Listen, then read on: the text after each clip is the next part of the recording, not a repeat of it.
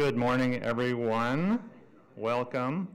As you're all getting seated and as we're getting ready to do the live stream, we have a few pre-event business remarks to take care of. So before we begin our live stream, we have some housekeeping items to go over with everyone. First, should you have any questions or need assistance, please feel free to reach out to one of our event staff. We all have tags with staff ribbons on them. Food and beverages are in the alcove next to this room. They will be available throughout the event. Bathrooms are located on the right side of the hallway if you're leaving this conference room. We do not have a designated break except for lunch, so feel free to exit at any time. During several of the panels today, we will take questions. Please write your name on the note cards that you have in your packets. A staff person will come around to collect them during the course of the panel, and then a CICD colleague will read them off to the panelists. If you need information on Wi-Fi, check in with a staff person. Otherwise, there is information on this in your event packet.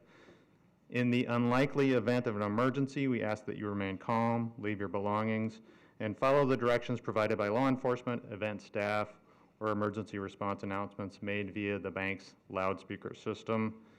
If you require any assistance during the emergency, please notify an event staff member or law enforcement officer. A bank emergency response guide is located at the information table. I think that's it, and we're going to start at 10 a.m.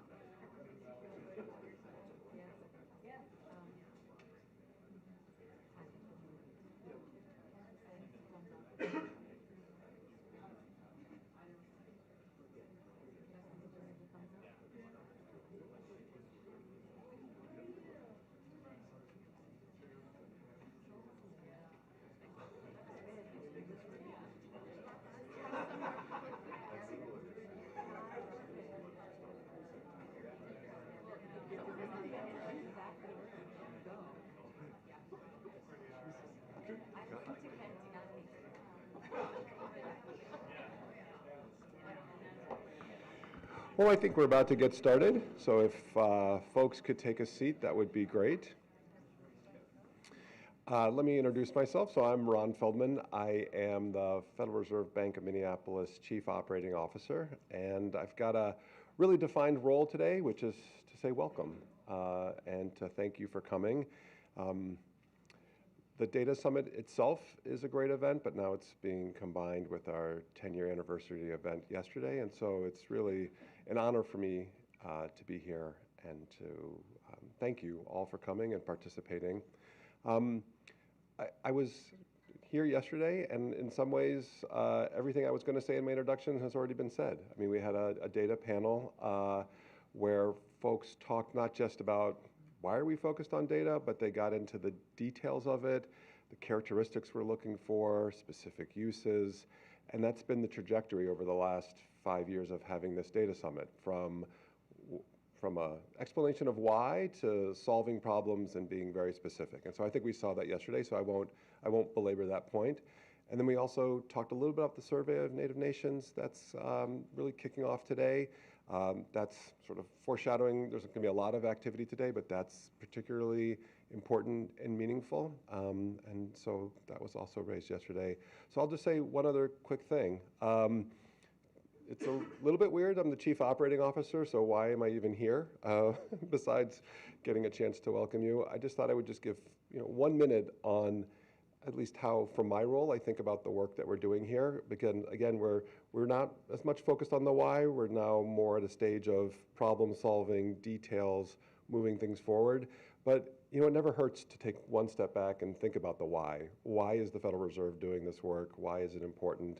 And one of my roles here is to approve our budget and help work with Casey and Aline and other members of the CICD on prioritizing and figuring out where should we be doing work and where should we be not. And we're a taxpayer-funded organization in kind of a very weird way, but we are.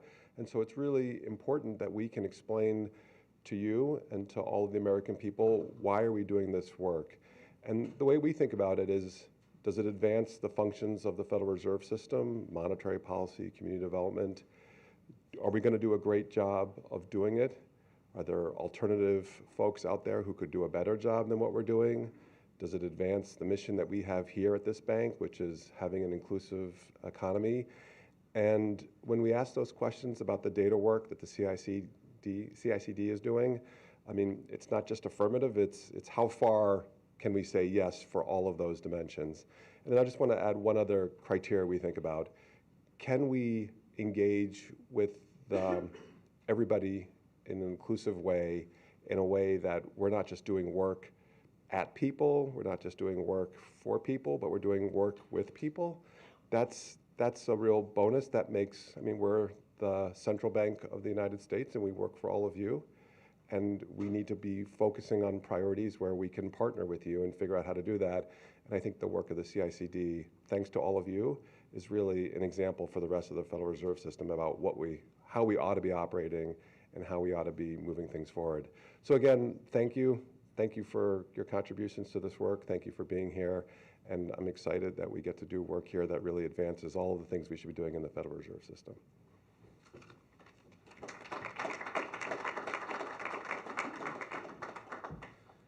Thank you, Ron, and good morning, everybody. It's nice to see some return guests come back after yesterday's 10th anniversary event, and some new faces in the room. And I know we've got several hundred folks that are watching the Data Summit over the live stream. So I just wanted to welcome everybody to today's event.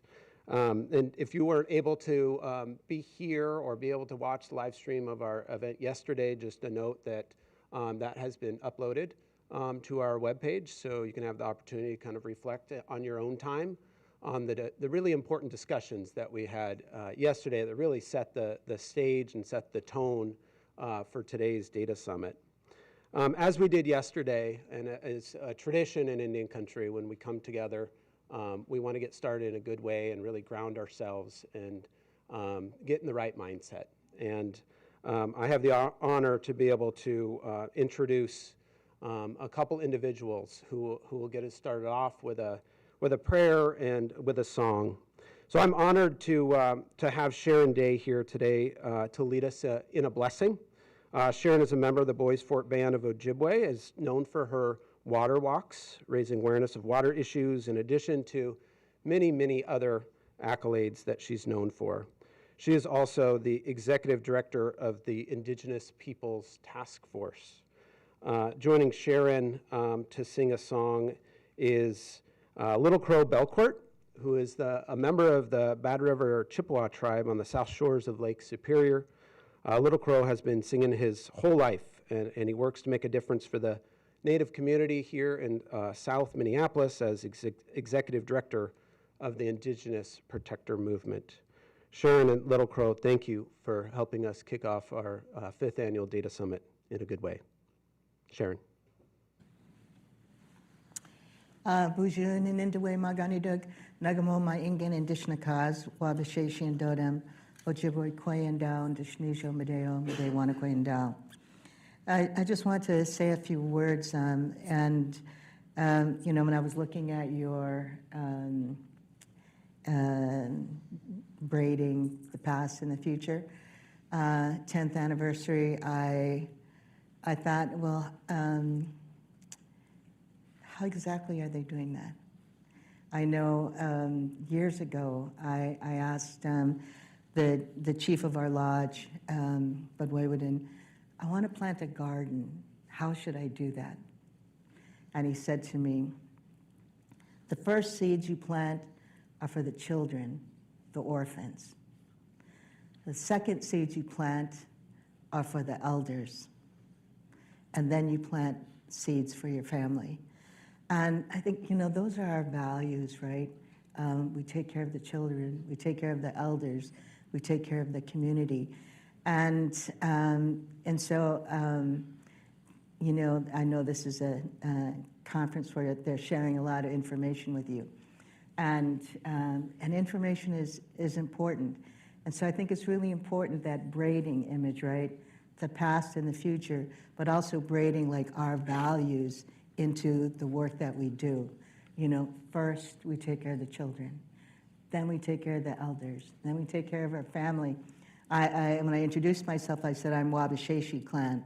And so our job is to take care of everybody. And when I was a little kid, my dad would say, you know, your job, Wabashashi, take care of the family, the clan, the band, the tribe, and ultimately all of humanity. And so, so that's been my life's work, right, is to do exactly that.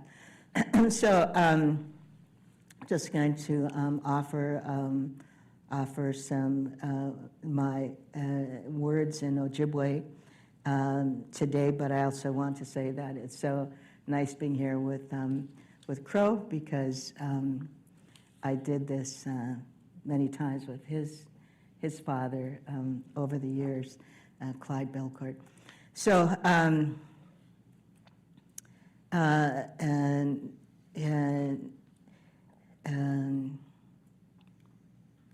the words I'm going to say are recognizing the 4 directions, the earth, the sky, and all of our lives, and then saying thank you profoundly to our grandmothers and our grandfathers who, all the way back to the beginning of time. And then finally, to that most kind creator, Gije Manadu. And, you know, we often hear about Gitchi Manadu, you know, that great spirit. But Gije Manadu is that most kind spirit. And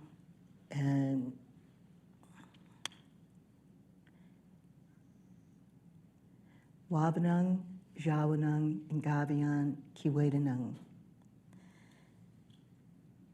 Miigwechwendan, Nimama Aki, Miigwechwendan, Ishpaming, Miigwechwendan, Bimadaziwen, Miigwechwendan, Mishomasanan, Miigwechwendan, Nokomasanan, Miigwechwendan, Gije Manadu. Ajuwena Mishanan, Gije Manadu, Ajuwena Mishanan, Gije Manadu, Ajuwena Mishanan, Gije Manadu, Ajuwena Mishanan, Gije Manadu, ni ka, ni ka, ni ka, ni kana, ni gwach.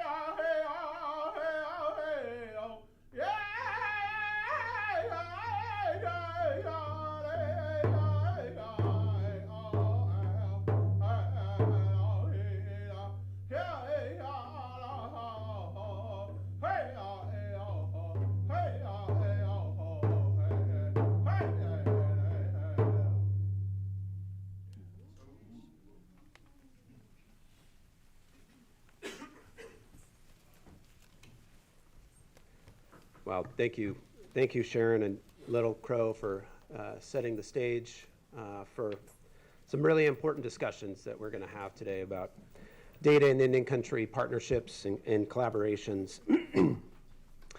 And as I reflect on this year's event theme, braiding the past with the present and the future of Native economies, I just wanted to underscore what Sharon shared. It's about braiding the values that guide our past economic development and our future economic development. In Indian country, conversations about data never stray far from our histories and our own cultural identities. And this year's theme challenges us to think about what it means to carry the past into the future as we advance the collection, the use, the utility, and the collaboration around data. We might think throughout the day what this means to each of us in our roles as tribal citizens, as advocates, as tribes and tribal leaders, as institutions, as research institutes, and more broadly, as larger communities working together.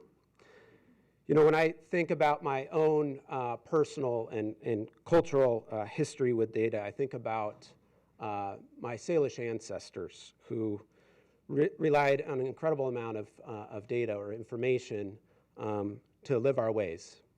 And one thing when I reflect on sort of our past is the importance of our buffalo hunts. Leaving the few valleys that we lived in and going into eastern Montana for these hunts, which were particularly vital to our communities. And so before the days of modern transportation and technologies, we really relied on a ton of data to really evaluate the demand for the buffalo hunt, the demand for the meat, for the hide, and all the things that the buffalo gave us. We use data to evaluate the buffalo migration patterns, to think about the climate indicators to know when was the right time to go over the mountains. The skills and the needs that we needed for our hunting party to make sure it was a successful hunt, because these hunts were so incredibly vital for our community. I also think about the stories that were passed on by my relatives about how in the early 1900s, data that was not our data was used in ways that eventually had us lose large swaths of our reservation land. At one point, we were down to 22% ownership of our land on the Flathead Reservation. But I also think about all the data that our tribe leveraged and collected to buy back that land. I think today we're about 72% ownership of the Flathead Indian Reservation. In the more recent history, I think about our tribe's decision in the early 1980s to purchase the hydroelectric dam on our river. And it took us 35 years using data, conversations, guiding decisions within our tribal council, looking at financial analysis multiple times a year to scratch out any kind of remaining resources we could put into saving to purchase our dam. And after 35 years, we purchased our dam, and it's a major source of revenue for our people, and it's a point of pride. And that all came down to thinking about how we collected, how we used data to inform our decisions. What I take from these stories is that data can be a really powerful tool for positive change. Empowering a community to serve its people well and to steward our resources really truly anchored to our community values. These stories also connect me to the importance of caution around how we use this data. And they remind me of my own and our CICD's philosophy around data, that the community that owns the data is in the driver's seat. And we had a lot of conversations yesterday about the importance of doing this work really anchored to tribal data sovereignty. So our conversations today will give us many examples of how economic data is being used in new and unique ways across Indian country. We'll hear examples from tribes, from Native organizations, and many cases of research collaborations that are coming together inside and outside of Indian country to address the data gaps that, again, as I mentioned yesterday, that we cannot address just on our own. Throughout these discussions, I encourage us all to keep the event theme top of mind. Consider what data traditions and values you want to carry into the future, and where you see opportunities to truly lean into those practices. At the Minneapolis Fed, we have the distinct privilege and honor to host 44 tribal flags from tribes that are in our region. And there are several things that were shared from multiple people yesterday about those flags.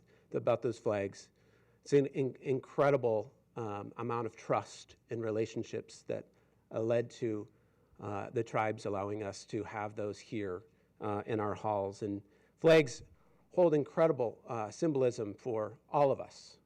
If you take some time in the lobby and you look at the flags, you will see the embodiment of individual tribes' history, those values, their connection to land and geography and their stories, and of course their history and their leaders. I just wanted to again thank each of the tribes who shared and honored us with their flags for allowing us to have them here in our building. I also wanted to take a quick moment for you all to take a look to study our anniversary artwork. Aline shared a few comments yesterday. For those of you who weren't in the room, this is an incredible piece by Rachel Two-Teeth Picardo from Montana. She just did an incredible job of capturing the essence of our gatherings theme. It shows the interconnectedness of our traditional economies and our modern tribal economies that are really centered around this relationship between grandmother and granddaughter. And she designed the piece in the form of digital ledger art on an actual balance sheet from November 2nd, 1921, from our Helena branch, our only branch in the Minneapolis Fed. It holds a number of different elements of culturally significant imagery and can be a really good launching pad for considering what you hope to carry from the past to the future of our work together, working with data in Indian country. So at this time, we're going to transition to our first of our panels, our featured fireside chat. And I just wanted to remind folks in the room, you should have some folders and there's some index cards. So if you have any questions for our first panel or throughout the day, make sure you write those down and we'll collect them and we'll do our very best to get to those. And for folks that are watching online, I think we had nearly 2,000 folks that watched online yesterday. Highly recommend that you send us an email at cicd@mpls.frb.org if you have any questions, and we'll do our best to work those into today's discussions. Now I'd like to invite Rob Maxim to the stage to join me for this year's fireside chat, focused on considerations and consequences in our work to close our data gaps in Indian country.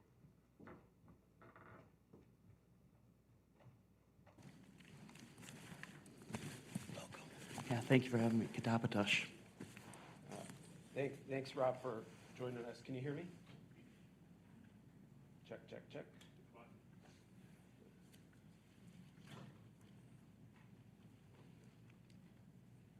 Check, check, check.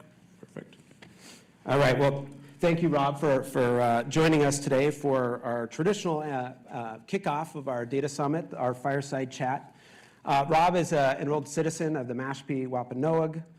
He's a fellow at the Brookings Institute at Brookings Metro, where he's done a lot of important work on the representation of Native Americans, particularly in federal data sets. He's a past collaborator with the Center for Indian Country Development, including doing work with our senior economist here at CICD, with Matt Gregg, on Native Americans' access to the remote work economy.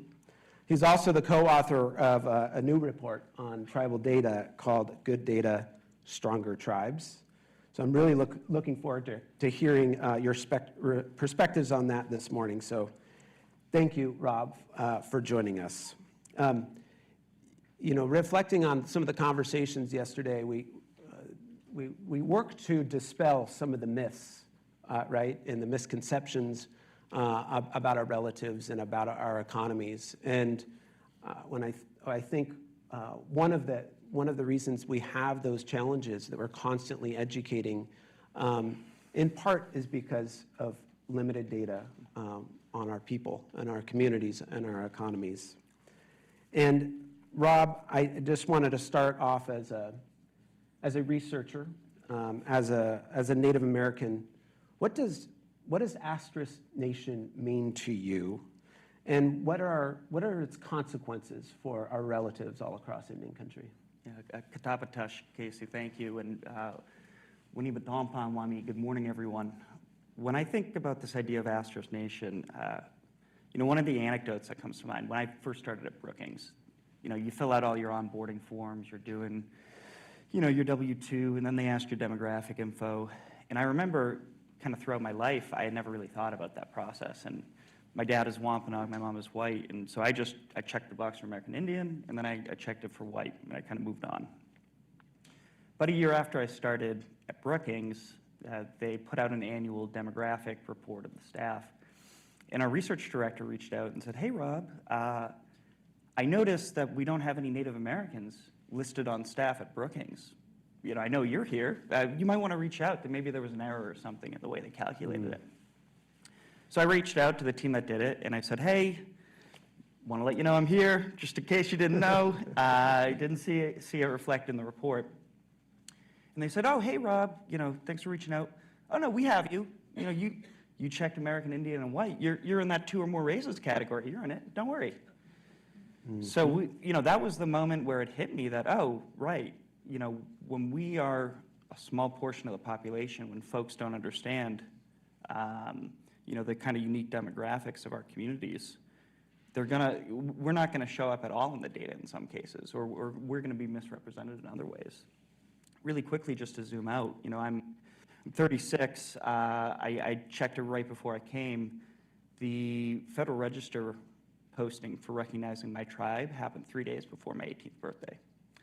So I've lived almost exactly half my life in an unrecognized tribe and almost half in a federally recognized tribe. Nothing about me or my ancestors changed 3 days before I turned 18, but the federal government changed its mind about us, right? There have been so many governance priorities that we've been able to achieve since we got recognition. And so, I do think this idea of who's counted as Native and how we count Native people, it doesn't just matter for folks like me doing research, it matters for governance too. Right.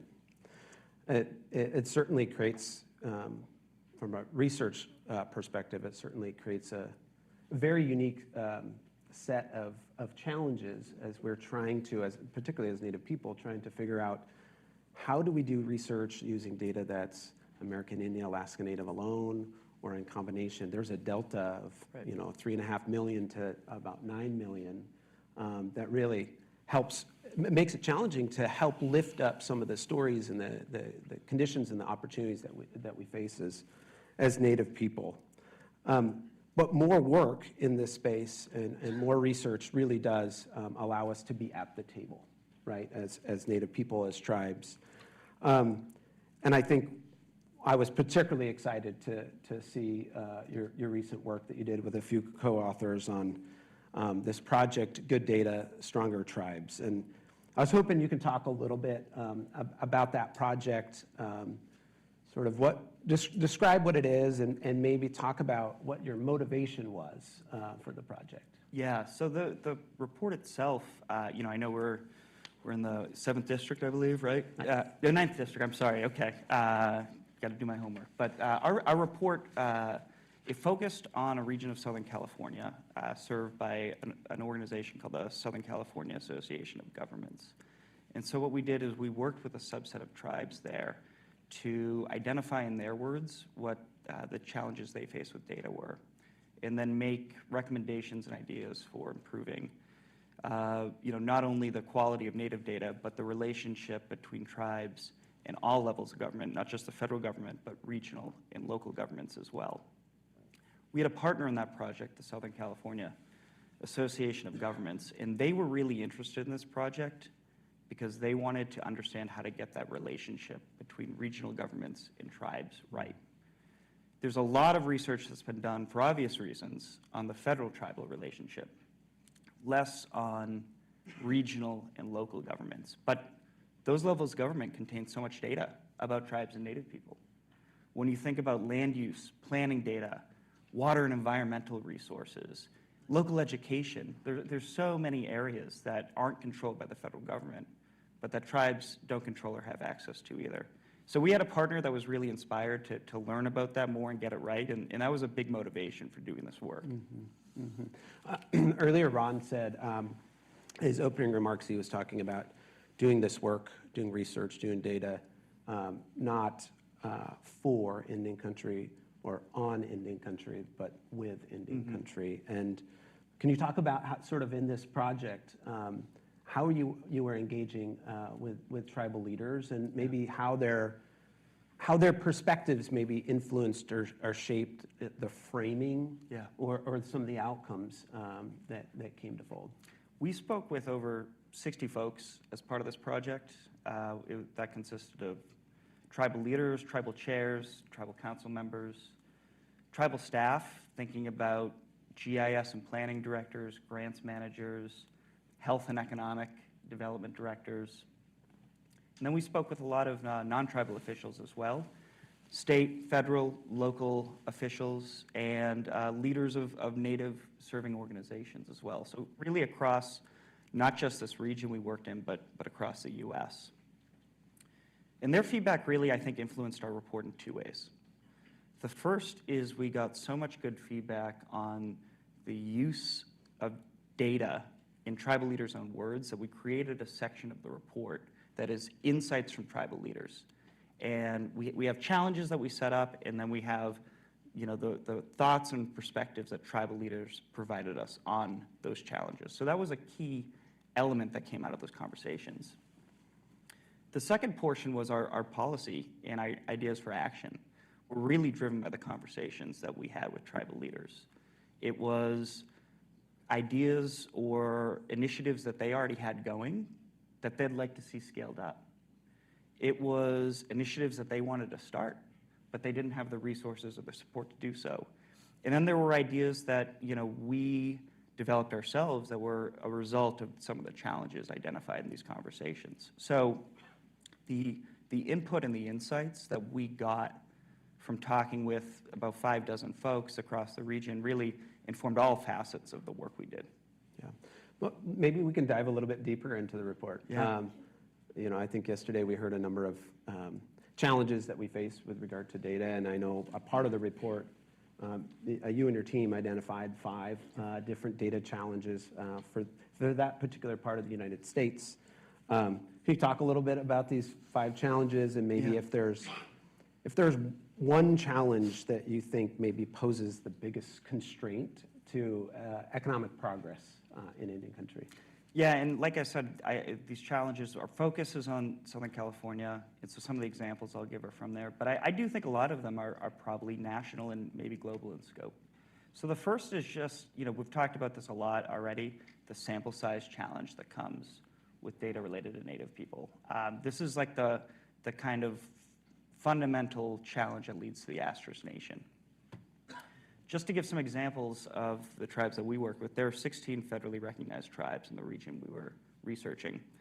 Of those 16 tribes, if you just look at population data, the most basic indicator about a nation, right? 3 of the 16 tribes had margins of error on their population data that was larger than the population as a whole. So if you believe the numbers, there is a number, but it might be twice as big, or maybe it's negative, who's to say, right? And then another 2 tribes didn't have any population data available at all, and this is in Census Bureau data, right? So you're in a situation where almost 1/3 of the tribes in the region didn't have just the most basic population data to rely on. And so I think that gives you a sense of the kind of sample size challenges we're talking about here. The second is that tribal geographies and the rural nature of many tribes make data collection and aggregation more difficult. And so again, this is something I think you see a lot in your region as well. Native people are almost always undercounted in surveys. Rural people are almost always undercounted in surveys.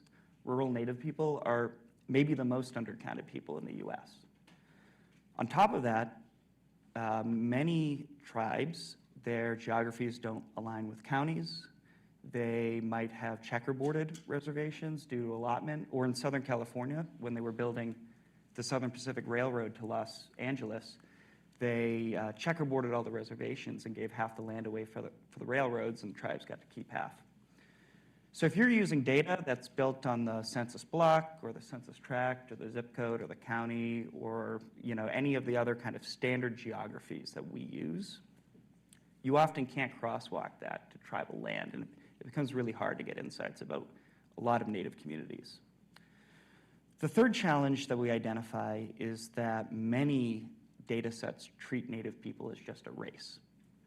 And again, I think this crowd knows this, probably a lot of the folks dialed in, but unique among groups in the US, Native Americans have both a racial identity but also political relationship with the US. And the funding we receive is based on that government-to-government relationship. But for a lot of data sets, for example, if they're based on just collecting race data, so many of them don't even collect tribal affiliation.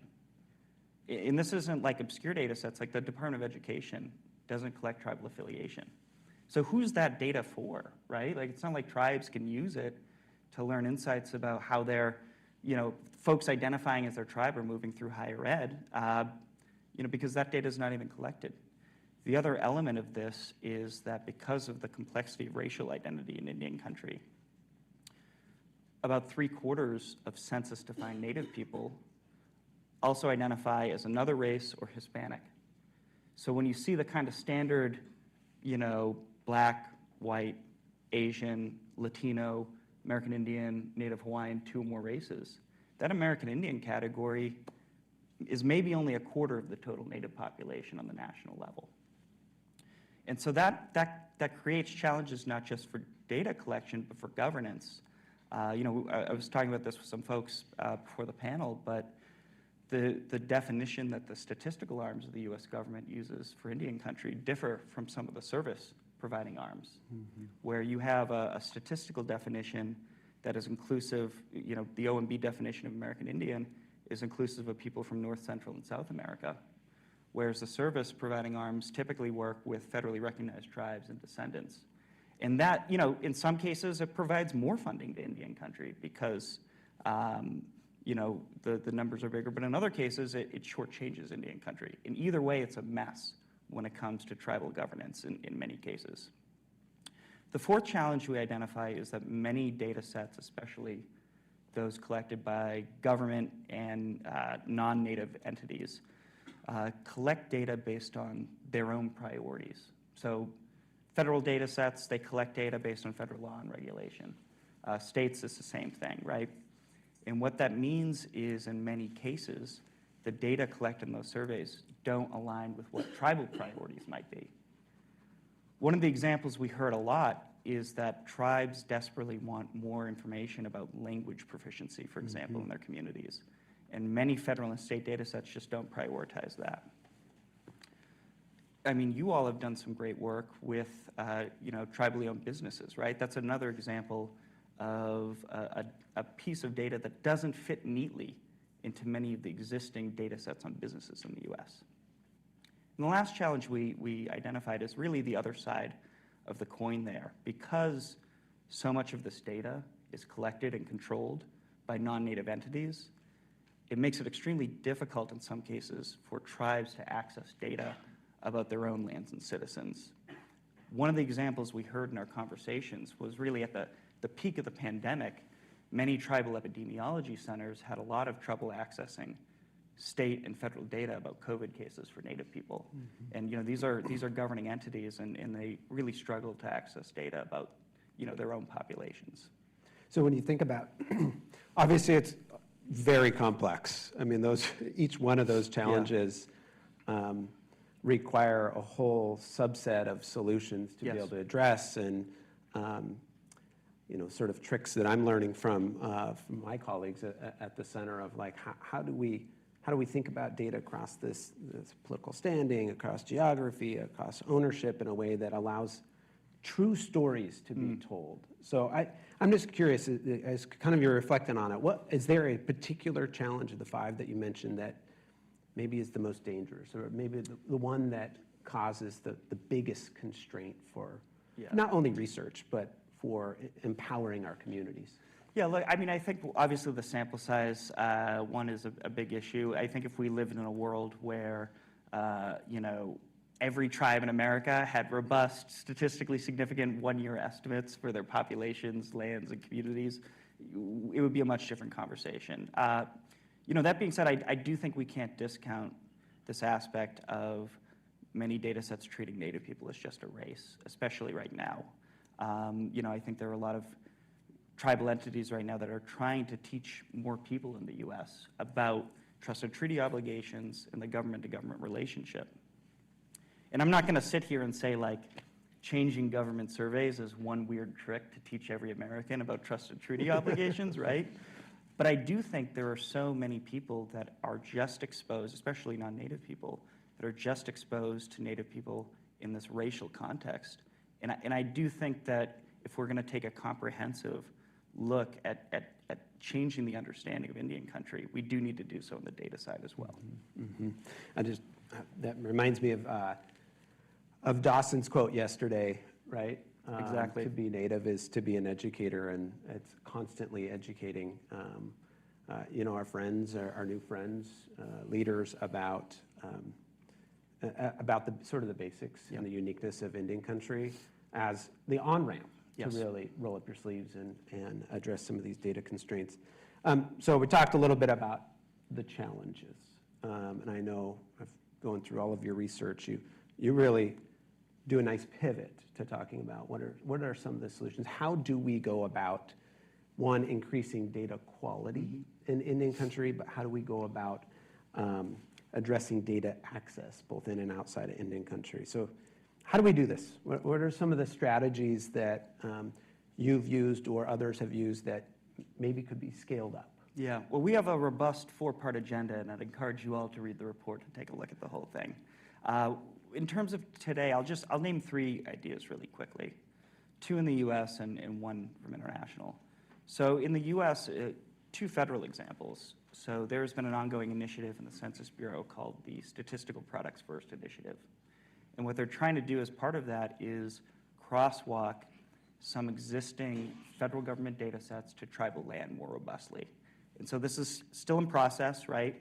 But I do think that it's great to know that the federal government at least registers this as a challenge, and in some statistical agencies are thinking through, are there ways that we can make data more robust about tribes and tribal land?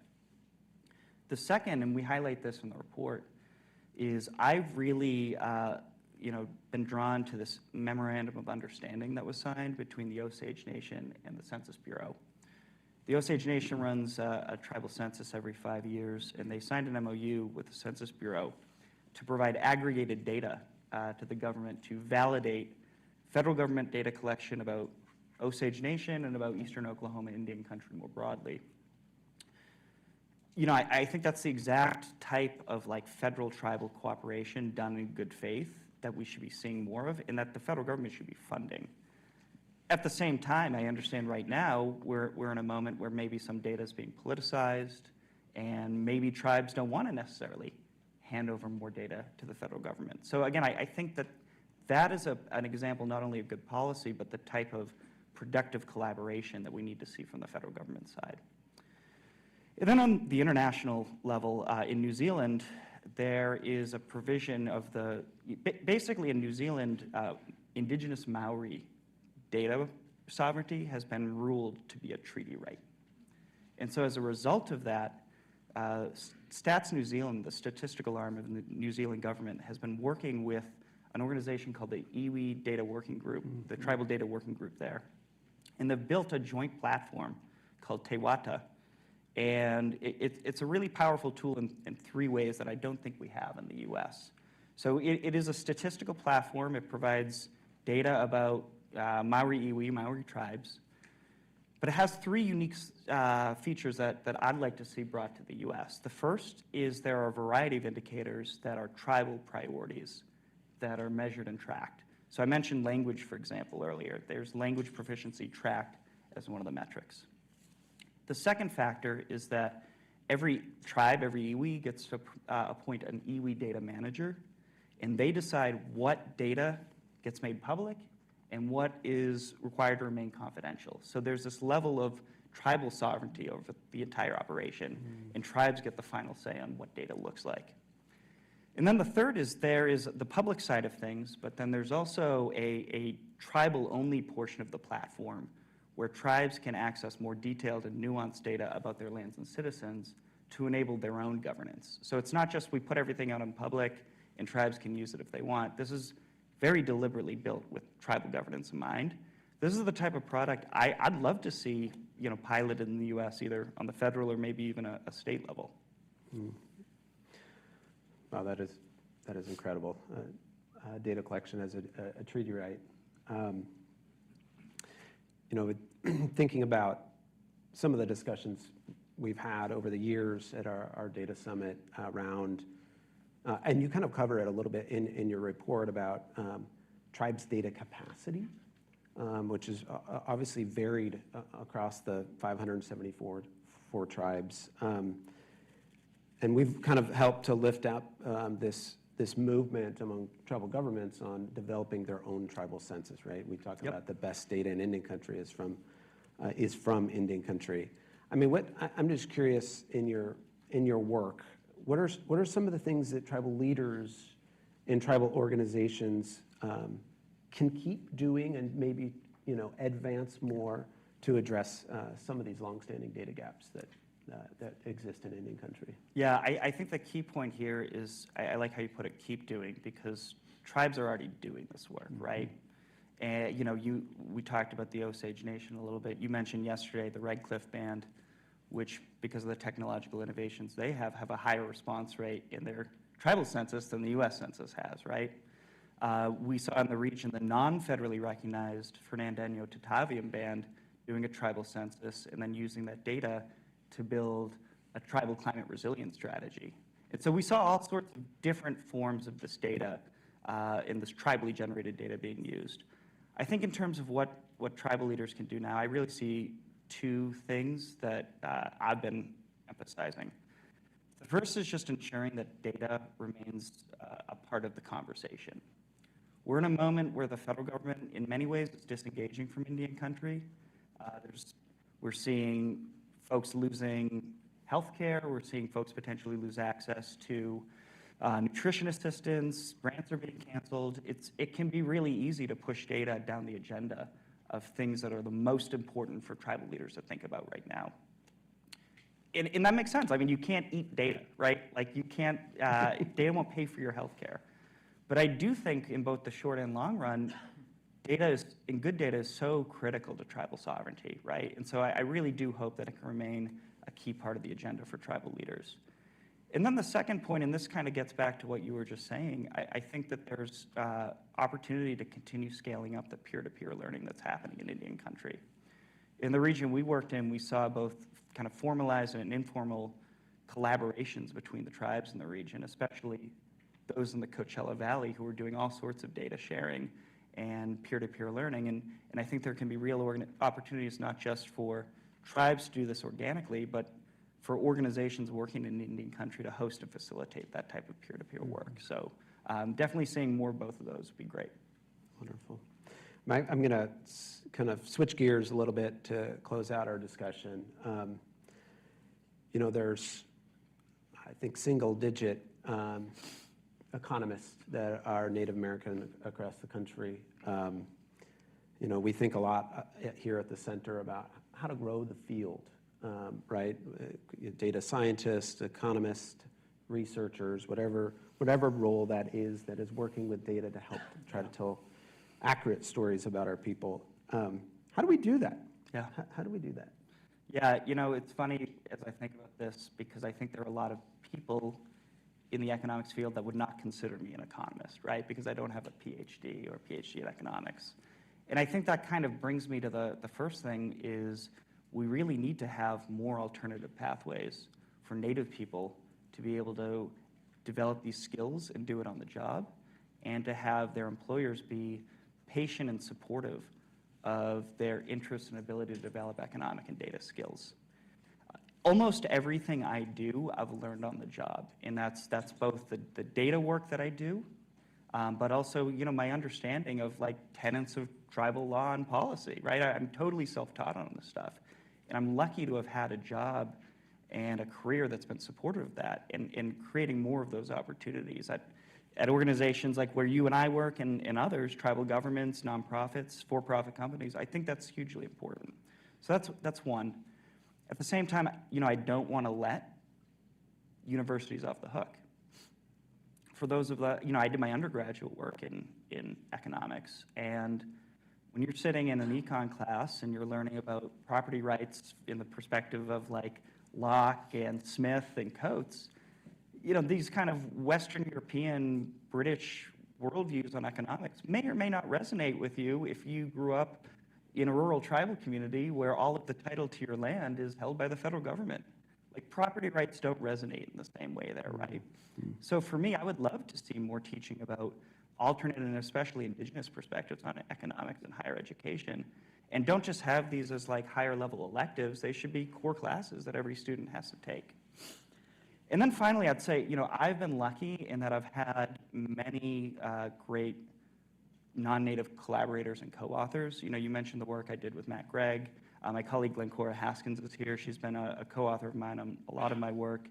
My two co-authors on the Good Data Stronger Tribes project were both non-native. And every time I've worked with them, they have gone out of their way to teach me something new about data and walk me through what they did. And their goal, and I've been very lucky here, has been to let me walk away with a new skill that if we never collaborated again, I could still do that.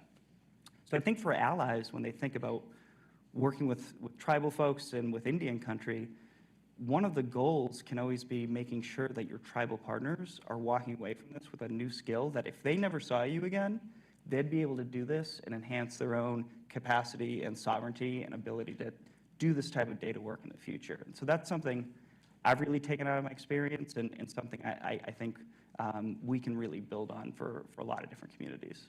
Maybe one last follow-up. What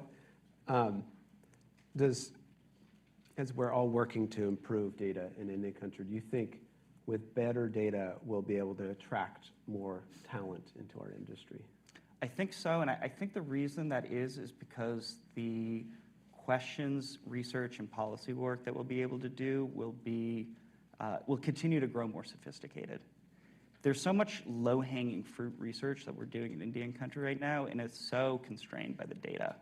And as we develop new data products and have, I hope in the future, higher quality government data, there's going to be so many new opportunities to answer research questions and design products by and for Indian country that we can't currently do.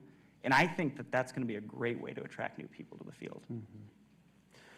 Wonderful. Rob, what a great conversation. Particularly going to be reflecting on so what you shared of what's happening in New Zealand and some of the things that, the voices that are coming through around data there that we might be able to bring to, of course, our country's a little bit different, but to bring to our country, and maybe we can pull some of those positives out of the momentum that they have built into our field. So thank you, Rob. Please join me in thanking Rob Matson for a wonderful discussion. Thank you. Thank you, Rob. And now at this time, I'd like to transition to our next part of the agenda. I'd like to welcome Amy Besau-Medford, who is a research affiliate with the Harvard University's Project on Indigenous Governance and Development, and our own CICD research fellow, Amalia Jabara, for our next segment focused on new tools and resources for visualizing economic trends. Amy. Good morning, everyone. Can you hear me all right? Is it on? Maybe? Again, my name is Amy Besau-Medford. Thank you all for coming, and thank you for the invitation to present. This is a little bit different from what we've heard from yesterday and from this morning in that it's going to get a little pointy-headed and hopefully not too nerdy, and hopefully I'll keep you guys all awake before Amalia gets up here. I don't want to take too much. So really quick, the Harvard Project, you all may know by its former name, the Harvard Project on American Indian Economic Development, has been renamed, finally, because, when we started this research, when Joe Cult and Steve Cornell and Manly Begay started this research in the late 80s and early 90s, it was about how our tribal economy is growing, who's doing what are some indicators of success. At the end of the day, it becomes a conversation about governance. So our name is now more aptly reflecting our research. It's about Indigenous governance and development. So the report that I've recently released with some colleagues is the third edition of a data book. This is the first one from 20 years ago. I don't know if you all have seen this thing. A little bit of a beast, but it came out as the Harvard Project was doing some gaming study as well, some gaming research as well. Just trying to see, what could we glean from census information about what was going on Indian reservations in 1990, and then looking at it comparing to 2000, and was there a difference between gaming tribes? At this time, about half the tribes are engaged in gaming. Self-governance is already underway. And the conclusions were, yes, gaming did see a higher increase, right? There was a significant impact there. But non-gaming tribes were also growing, right? So the question is not about gaming. Everybody's been talking about, this is a question about, being educators. We talked about Dawson's comments from this morning. This is it, right? Everyone wants to come to you and say, oh, you do research on Indian country, you must know a lot about casinos. Yeah, and it's really a story about governance and the institution building that tribal governments are doing. So then 10 years after that, there's a release of the second edition. And in this one, Randy and Jonathan take the work that Jonathan and Joe Kalt did in the previous study, and they bring in the American Community Survey, right? So the first one is just looking at decennial census information. And this one, now that the decennial census is no longer including some of these social indicators, brings in the American Community Survey, 5-year averages, because when you use the 1-year one, you can't have a small population size without disclosing a lot of personal information. So they look at the 5-year averages. And here, the story's not about whether or not there's a difference between gaming tribes and non-gaming tribes, because most tribes are touched by gaming in some way. Whether it's the opening of casinos themselves or revenue sharing.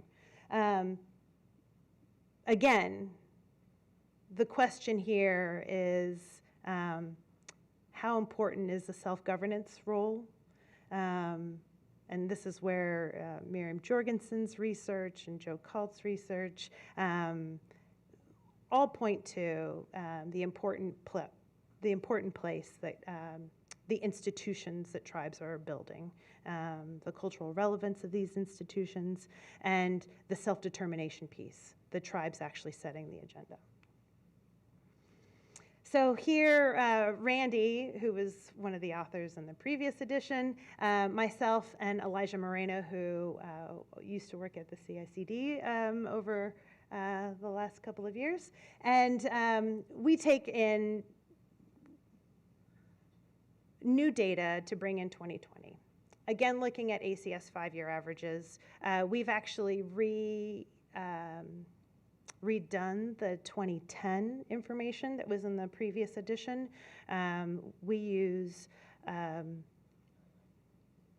centering number. This is such a nitty-gritty, really nerdy thing to do. But because it's a 5-year average, we pick the year that we want to plot the data on. That's the centering year of that 5-year average. So for the 2020 data, we use the AC average for 2022. Right, that's super nerdy, super detail-oriented, but really important to know about the data if you're looking at the two editions comparing each other. Here, what you see is the influence of compacting, 638 contracting. You see a full maturity, not full maturity, but an increased maturity level of tribal governments in their sort of expansion of self-determination and self-governance, right? Self-determination starts sort of in a small way in the 70s, and then it grows and increases, and self-governance increases over the years. So then when you get closer to 2022, you get to see a fuller picture of what tribal governments are capable of. So what are the results? I don't know if you can see the dots in here. The light blue dots are 1990, and the blue dots are 2020. And you sort of get to see the directionality of the dots going towards parity, which is the green line, parity with the United States. It probably would have been helpful in this graph, and maybe for the next edition they'll add arrows as to which way the directionality should be going. But some of these are, indicators where you want, like per capita income, which is the top one, you want those to be going to the right. You see the gap that exists with parity, but you also see the progression in the right direction. when you go into the actual graphs themselves, you'll see the actual plot numbers and the data points. There's also the data set itself, which allows you to see the aggregate information, but also the tribal reservation-specific information as well. Data limitations, I don't know if I could have done a better job than Rob. He hit it all. But one of the biggest things here is that a significant portion of American Indian population lives off reservation. Harvard Project's research is based on Indian reservations. We do a lot of information or a lot of research on reservation data. So this data book is to help our research. A few years ago, Joe Cult, Jonathan Taylor, and I released a study about the nations up in Maine and looking at the Maine Indian Claims Settlement Act. An unfortunate sort of condition area where self-determination has not been available to the tribes up in Maine. And so you get this area where you can examine its progression over the decades, and you get to look at the tribes in Maine and how they've progressed or not progressed from 1990 to 2020. And unfortunately, that's the sort of data that comes out of that research report. But how can tribes use this data today? One of the things that we talked about yesterday was the appearance of economic impact studies for tribal governments. What are the data points that could be used to help tribes improve the economic impact studies for themselves? This takes a little snapshot from a publicly released economic impact report that Jonathan Taylor did for the Winnebago tribe of Nebraska. Here you see on the left the 1990 census, so it plots at 1989 because that's when the data is asked. What was your income from the previous year? And on the left-hand side, you see the income brackets for 1990. On the right, you see the ACS 5-year average for 2022, which plots at 2020.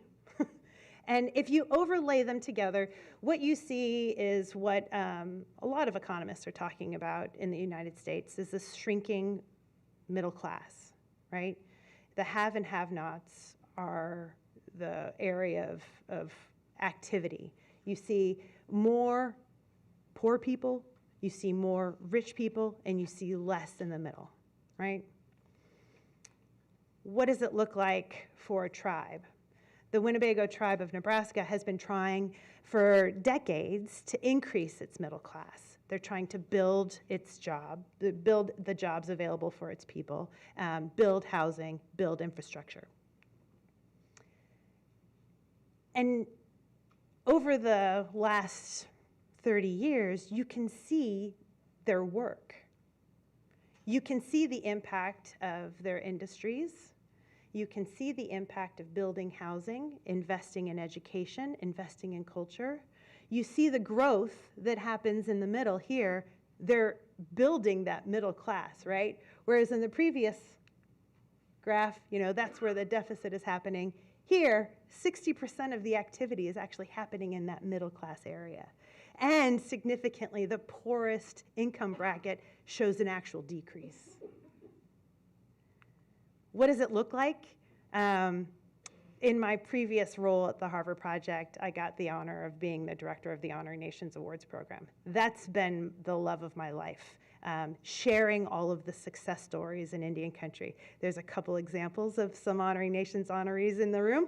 But for Winnebago tribe of Nebraska, we've got some cool ones, right? Ho-Chunk Inc. is sort of everybody likes to talk about Indian countries. Ho-Chunk Inc., as far as economic development diversification example of success. They won an award from Honoring Nations. The previous year, they also won an award from the U.S. Innovations, which is also out of the Kennedy School of Government. They've got Whirling Thunder Wellness Center. The Winnebago Community Development is no longer called that. That's what the award if you look up the award, that's what it'll be under. It's now Ho-Chunk Community Development Institution and Ho-Chunk Village. All of these are sort of these strong investments in growing its economy, growing what's happening on the actual reservation itself. And that's it. That's all I'll leave you with.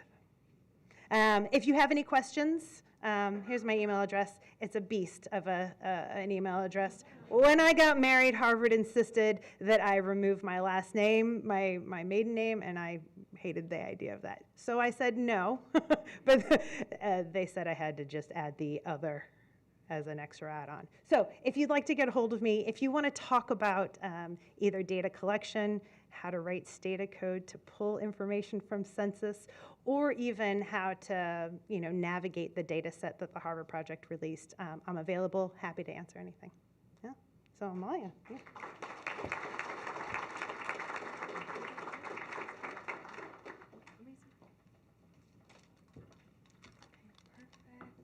Hello all, thank you so much for sharing the updated data book, Amy. We're so grateful to you and everyone at the Harvard Project for Indigenous Governance and Development for all of your work. So just again, thank you so much. Hello everyone, my name is Amalia Jubara. I am one of the research assistants at CICD, and today I'll be sharing a new data product we've developed to add to the information ecosystem on Native economic data, bringing in interactive visualizations alongside in-depth analysis. Now, before we get into that nitty-gritty data details, I'm going to share the ways in which data work is embedded in all levels of CICD's operations. You're probably hearing about that a lot the past 2 days. Through our mission and vision, CICD focuses on strengthening tribal economies by bolstering tribal government's capacity to provide the public goods necessary for economic growth. And CICD's core strategies over the past 10 years has converged on a number of elements, including we engage with Native nations and Indigenous communities, businesses, and organizations to understand their economic conditions and opportunities. We analyze Indian country economic data and research to support evidence-based policy solutions for practitioners and decision makers. And we share that research to inform economic policy decisions to promote long-term prosperity for Indian country. Central to these strategies is actionable data and research, which of course is the focus of today's event. Now, about 3.5 years ago, CICD announced its expansion under a new data initiative. This marked a significant investment by the Federal Reserve System in expanding data and research to inform economic policy and economic development in Indian country. The aim of CICD's research and data products is simple. We make information available and easier to find and use for economic empowerment in Indian country. Went back one, there we go. In terms of how we do that work, one of the first outputs under the data initiative was CICD's principles for research and data use, which guide how we do what we do. And we invite folks to visit our website where the principles are prominently posted to take a closer look. We also have an internal data stewardship working group, which helps operationalize the principles in our work, coming together to continually refine a coherent, consistent, and community-informed approach to weighing benefits and potential risks with respect to data access. Now, importantly, enhancements to our data resources are shaped by input from community members and experts. This may look like focus groups during the development of a data product or conversations we had in our reception last night about what new data points to include. And so those conversations are critical, and none of our data resources would exist without them. Now, if you were here 2 years ago or virtually for our 2023 Data Summit, you may remember we launched our Native Community Data Profiles. It's a first of its kind tool bringing together data from over a dozen public sources for an easy to use, place-based look at a broad range of topics. And it offers a snapshot of the data available on Indian country places, showing the most recently available data. Now, during the development of the data product, or the data profiles, and in the 2 years it's been live, we've heard from people that adding features that would allow users more flexibility and more customization in the data would help them tell the stories they want to tell about their communities. So we heard of ongoing data needs like what if we were able to see our community's data over time, or what if we were able to combine data from multiple areas at once, or compare one community to other areas like this data overlaps with. And so in response to this feedback, we built upon the data profiles and created a sister product, which I am excited to share with you all today. That is the Native Economic Trends tool, CICD's newly developed data resource. It is now live on the website if you want to check it out while I'm talking. Following up on years of feedback, this tool allows users to interactively explore change in Native economies since 1990, really reflecting and adding to the amazing work of the data book. Those interested in understanding how socioeconomic conditions in Native areas have changed over time can see trends in one or multiple Native areas at once. You can compare these patterns to state and national contexts and can select multiple measures to visualize how different indicators interact with each other. So the Native Economic Trends tool offers two distinct modes for exploring the data: combine and compare, which I will show in just a minute. But coupled with Native community data profiles, the Native Economic Trends tool adds depth to the data available on Indian country, making both place-based and historical information on Native places more accessible and interactive. So this summer, in alignment with those principles for research and data use I mentioned, we had the privilege of hosting a focus group with community members and experts who shared their insights and feedback, greatly shaping the design of this resource. Like I mentioned, curating data resources to meet the needs of those living and working within Indian country is paramount to CICD's work, and our data tools are living resources in that they will continually be updated and shaped by community input. I had a conversation last night where I then afterwards went to my computer and added it in a running list of feedback that we're keeping. So we're excited to share the Native Economic Trends tool with you all today and look forward to continue shaping it in response to the needs of Indian country. Now, a bit more conceptual detail about what's included. The Native Economic Trends includes all Native geographies recorded by census going back to 1990. So this includes Native places that were once designated as a Native geography that may have later been combined into another, or geographies that are no longer recorded as a Native geography at all. We include then all 718 of those Native geographies, both currently and historically recorded by census, from federally recognized reservations to state recognized reservations to Hawaiian homelands. We also include states and commonwealths and the United States as a whole for comparisons between local areas and national trends. Now, the tool organizes data into 4 domains alongside an interactive chart, including demographic details, education, infrastructure, and economic measures. And where available, we include data broken down to highlight American Indian, Alaskan Native alone and in combination, Native Hawaiian or other Pacific Islander alone and in combination statistics where available. Visitors to the tool can answer questions like, how has Standing Rock's population size changed over time? What is the median age compared to the rest of the US? Among all Native areas in Wisconsin, how many students are enrolled? How many Native Hawaiian or other Pacific Islander-headed housing units are owner-occupied?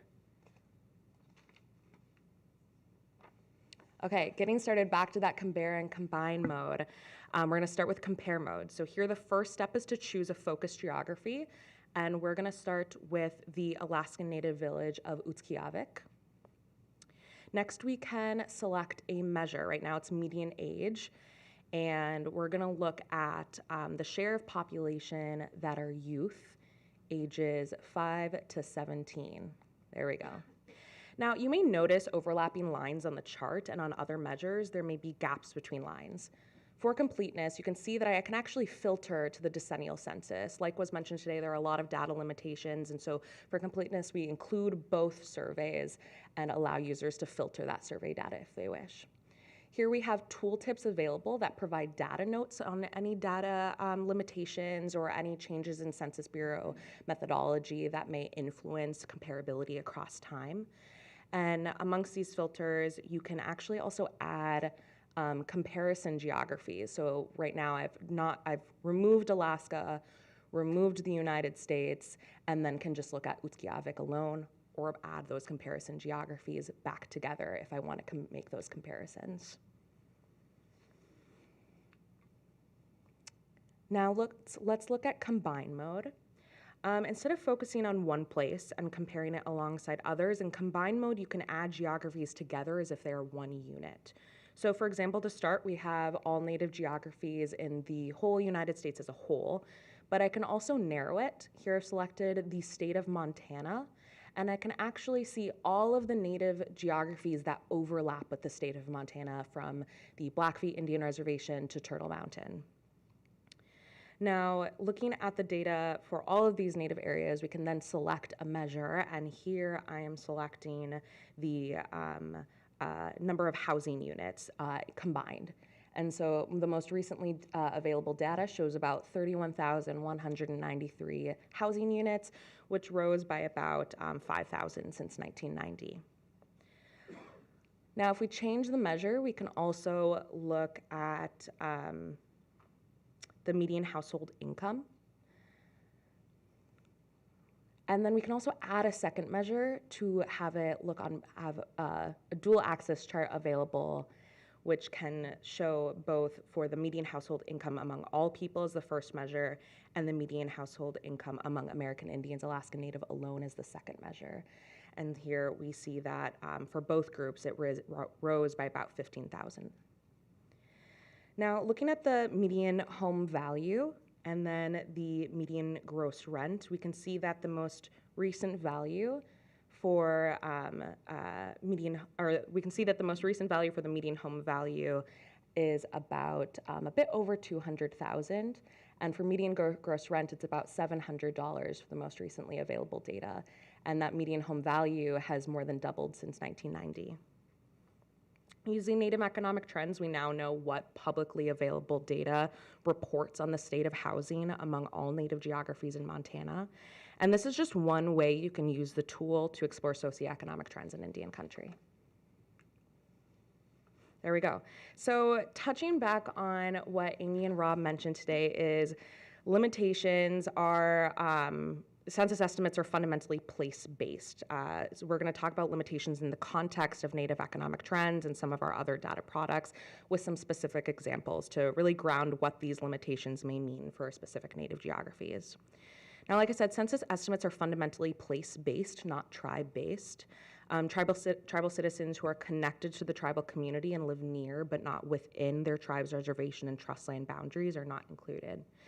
Now, the Sault Ste. Marie Reservation is one example where this is especially clear. Sault Ste. Marie has trust land all across the Upper Peninsula of Michigan, and referring to this chart from the Native Economic Trends tool, we can also see that that land equates to about 2 square miles in total. But if we refer to the associated Native entities website, the Sault Ste. Marie Tribe, their service area spans 7 counties, and they have tens and thousands of tribal members living around the world. By contrast, census's most recent estimates reflect only the approximate 2,200 people living on those 2 square miles. So tribal citizens living off that land, even those receiving tribal services, are not going to be represented in census's geography-based statistics, though they remain part of the Sault Ste. Marie tribal community. Additionally, as Amy discussed in her presentation and what we've been talking about in the past 2 presentations, census data has limitations. They're, at the end of the day, estimates rather than directly measured quantities, and they can have significant limitations in small population areas. For example, the Big Cypress Reservation has a few hundred residents, and looking at the chart on the right, you can see that the population size over the years is all over the place. These big drops in population may be due to seasonal residencies, or they may be due to undercounts or differences between surveys.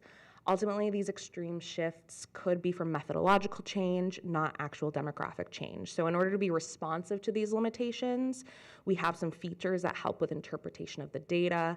That includes data notes informing users of small sample sizes and changes in census methodology. And we also detail these changes further in the accompanying About the Data resource.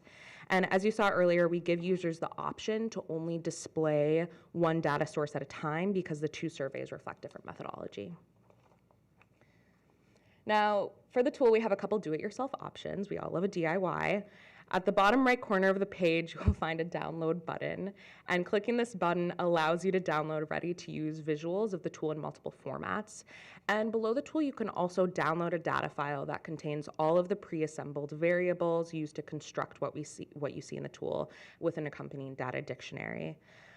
We hope this data file will be useful for a wide range of users, from tribal leaders and researchers for many different applications, including comparisons to local municipalities, policy analysis, and grant writing. And like I know for the data book, you can reach out to Amy if you have any questions. And for this tool as well, you can reach out to our team if you have any questions about usability or just questions about the data details.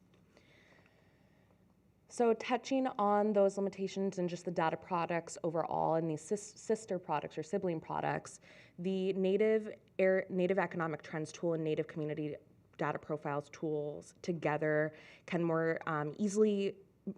you can more easily access publicly available data to explore patterns in population, infrastructure, and economic measures for individual Native places and for Indian country as a whole. And we also want to ground the reality that Native areas reflect very distinct people, histories, and economies. There is no single story. So the resources and our tools that direct users to associated Native entity information, data sources, and information on local community-focused institutions will add depth to what you see in the data. So together, these tools and resources can inform design, evaluation, outreach, and partnership that align with community priorities. So CICD has a whole suite of data resources available for the public to use, and we encourage you all to check them out. And now I'm going to pass it to Andy Huff, our Senior Policy and Legal Advisor, who will be moderating the next panel, Tribal Public Finance, A Decade of Innovation. Thank you all so much. And again, please feel free to email if you have any questions. Thanks.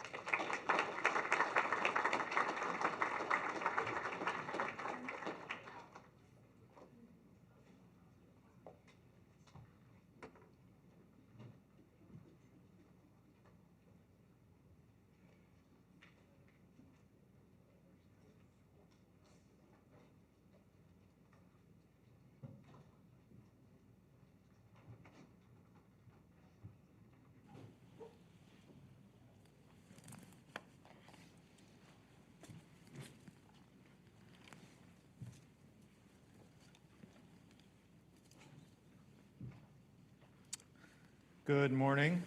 My name is Andy Huff. I'm Senior Policy and Legal Advisor to the CICD.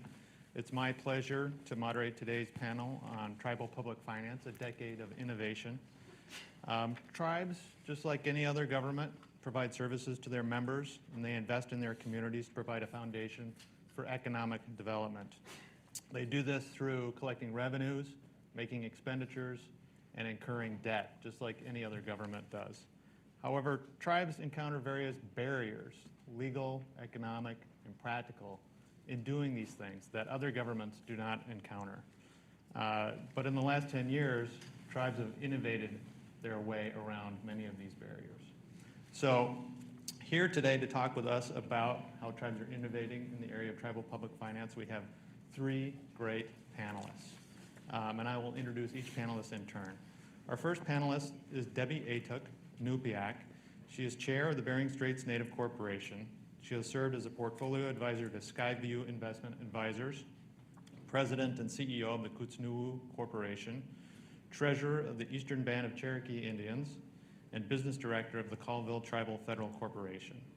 As a shareholder and board treasurer of the Bering Straits Native Corporation, Atuk navigated distribution of $15 million in federal COVID-19 relief funds to shareholders impacted by COVID-19.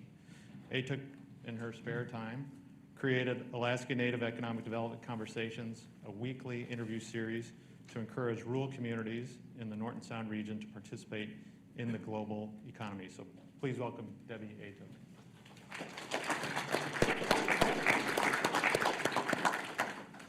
Our next panelist is Mary Mashankashe. She is Osage and Pawnee. She is the tax commissioner for the Muskogee Creek Nation. She has been in the tribal tax field for more than 25 years, working for the Osage Nation for 16 years, the Mandan, Hidatsa, and Arikara Nation for 2 years, the Seminole Nation of Oklahoma for 5 years, and the Muskogee Nation for the past 5 years. She is the former president and founder of the Oklahoma Intertribal Tax Association and chair and co-founder of the National Intertribal Tax Alliance. So please welcome Mary.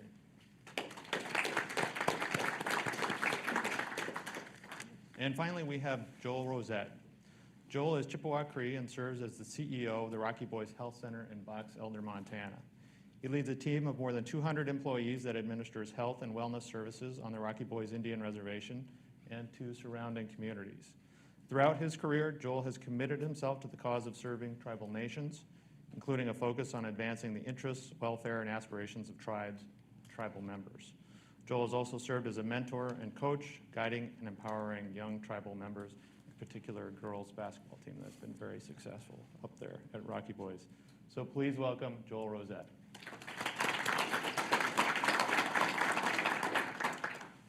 All right, I think we're just going to jump into our questions.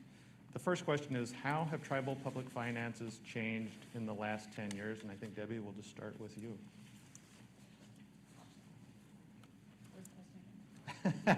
How have tribal public finances changed in the last 10 years? So, coming from Alaska, I definitely... Is your mic on? Oh, yeah, sorry.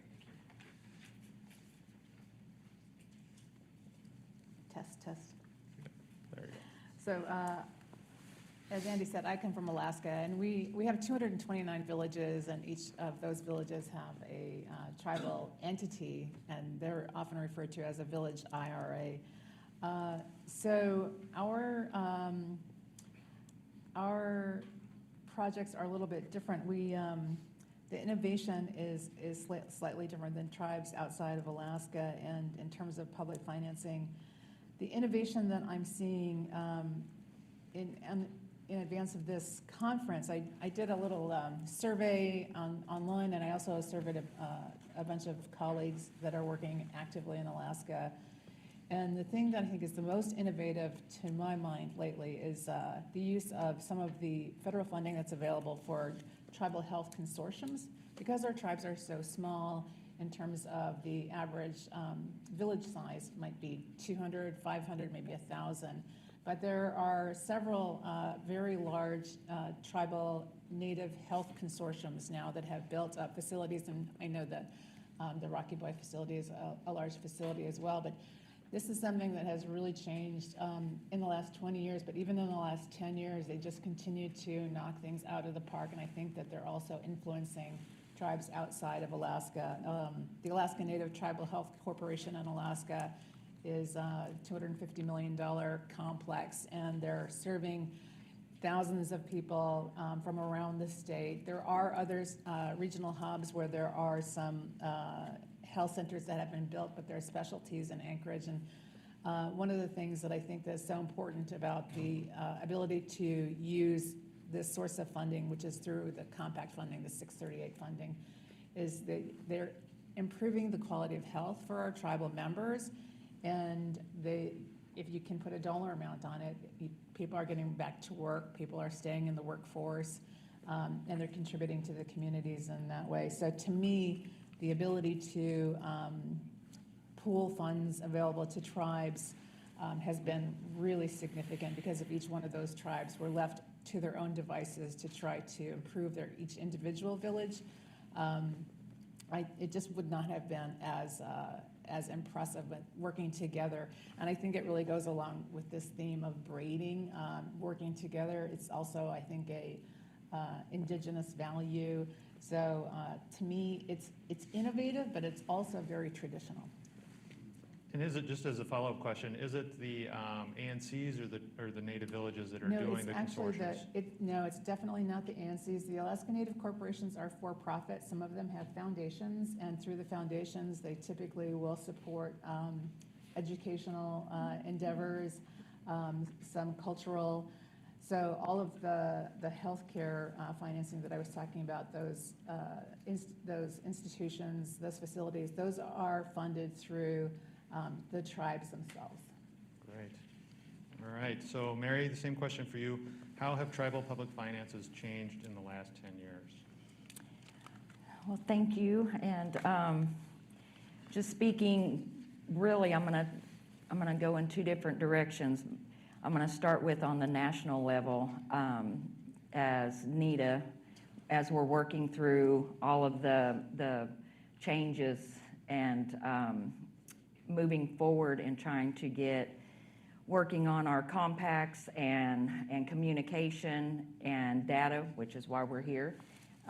You know, we've worked with a lot of different tribes trying to see how we can move forward and take that step forward.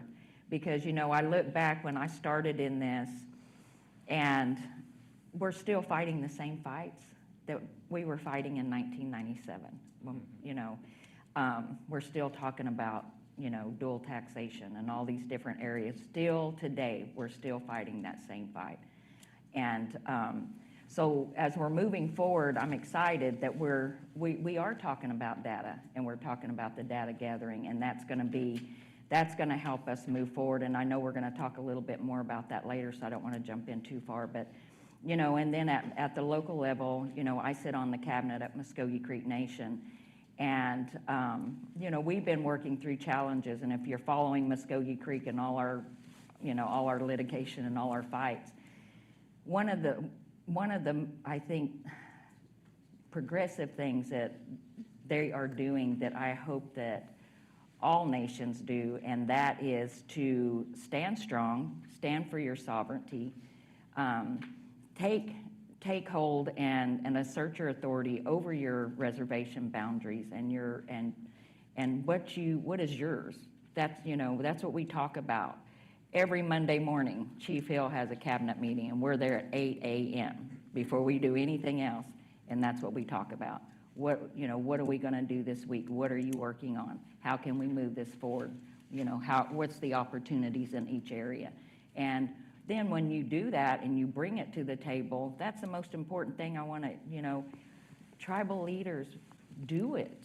You know, assert your authority, because once we do that, we're moving forward. We're not going backwards. We're moving forward, and that's what we need to do. So just speaking from, you know, at home, and on a national level, it's really all the same. Large tribes, small tribes, we just really need to assert our authority, get the data, share the data. That's you know, we'll talk about that too, I think, later in the challenges. But, you know, there's a lot that has to be done, and collectively, you know, you talked about the braid, and so collectively. And that's kind of what NEDA we do. All we do is share information. We're all, we don't get paid for what we do. We don't elect each other. We pick each other and we share information. We train on taxes because everybody loves taxes. Yay! You know, if anyone knows me, they'll say, oh Lord, here comes Mary, don't talk about taxes. But you know, taxes are intertwined with everything we do. Housing, health, business. Everything. Work with your tax, and if you don't have tax, get it. And are you seeing like a rise in the use of tax compacts like in Oklahoma or elsewhere? You don't want to talk about Oklahoman compacts right now. We're having a hard time in Oklahoma with our current governor, but he's going out soon, so we're just taking a deep breath. But like right now, Muskogee Nation, there's 5 tribes that don't have a tobacco compact because the governor just will not work with us, and he loves Creek Nation. So when we come, you know, he shuts the door, he locks the door, and that's unfortunate because we have always had a good not always do we go in and we negotiate, do we get what we want, but at least we have, you know, we sit at the table and we meet somewhere in the middle, and we're not given that opportunity right now. So we're working without a compact, but there's a lot of things that you can do. You keep going, and you know, we have 36 smoke shops within the Creek Nation, and they're all still working and still making money. So you don't have to compact if you don't want to. All right. So Joel, same question for you. How have tribal public finances changed in the last 10 years? I think a lot of it goes to structure too. More tribes go in self-governance. Gives them the flexibility to make those decisions, and we're talking sovereignty, we're talking all these different terms. To me, when you're self-governance, that gives you the full capacity to use these different arms.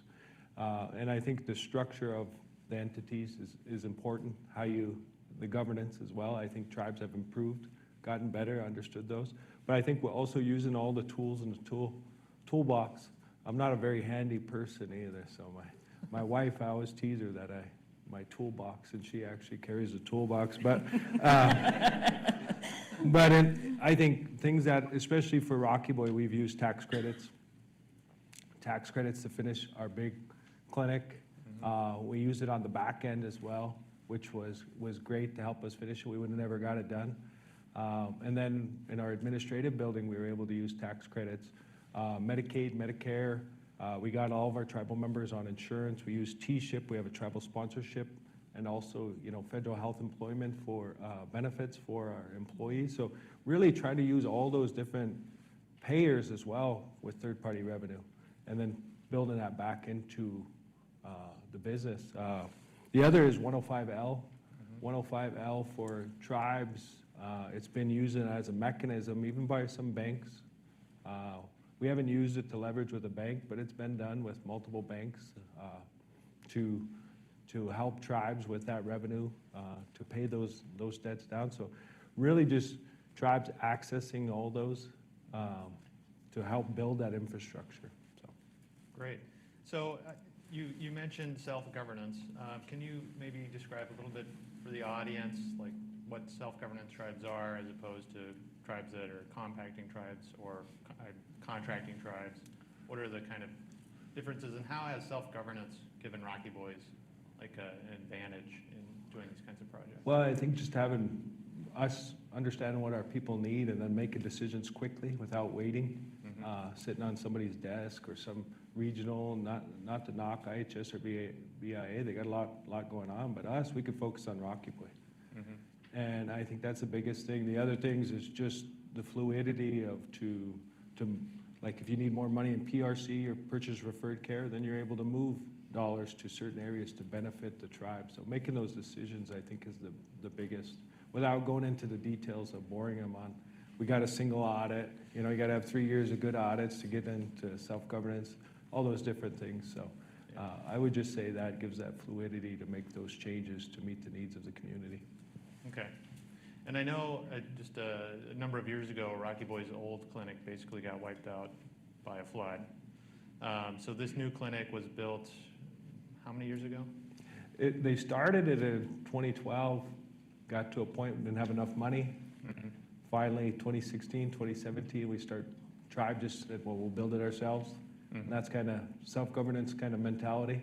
And then we used the final tax credit to finish the building, so.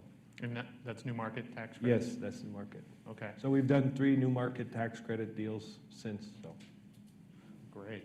And just one last follow-up question. I'm from Rocky Boys, if you guys. But Rocky Boys doesn't have a huge tax base. As far as I know, it doesn't issue bonds. That facility was what, maybe a $45–50 million facility? The current clinic?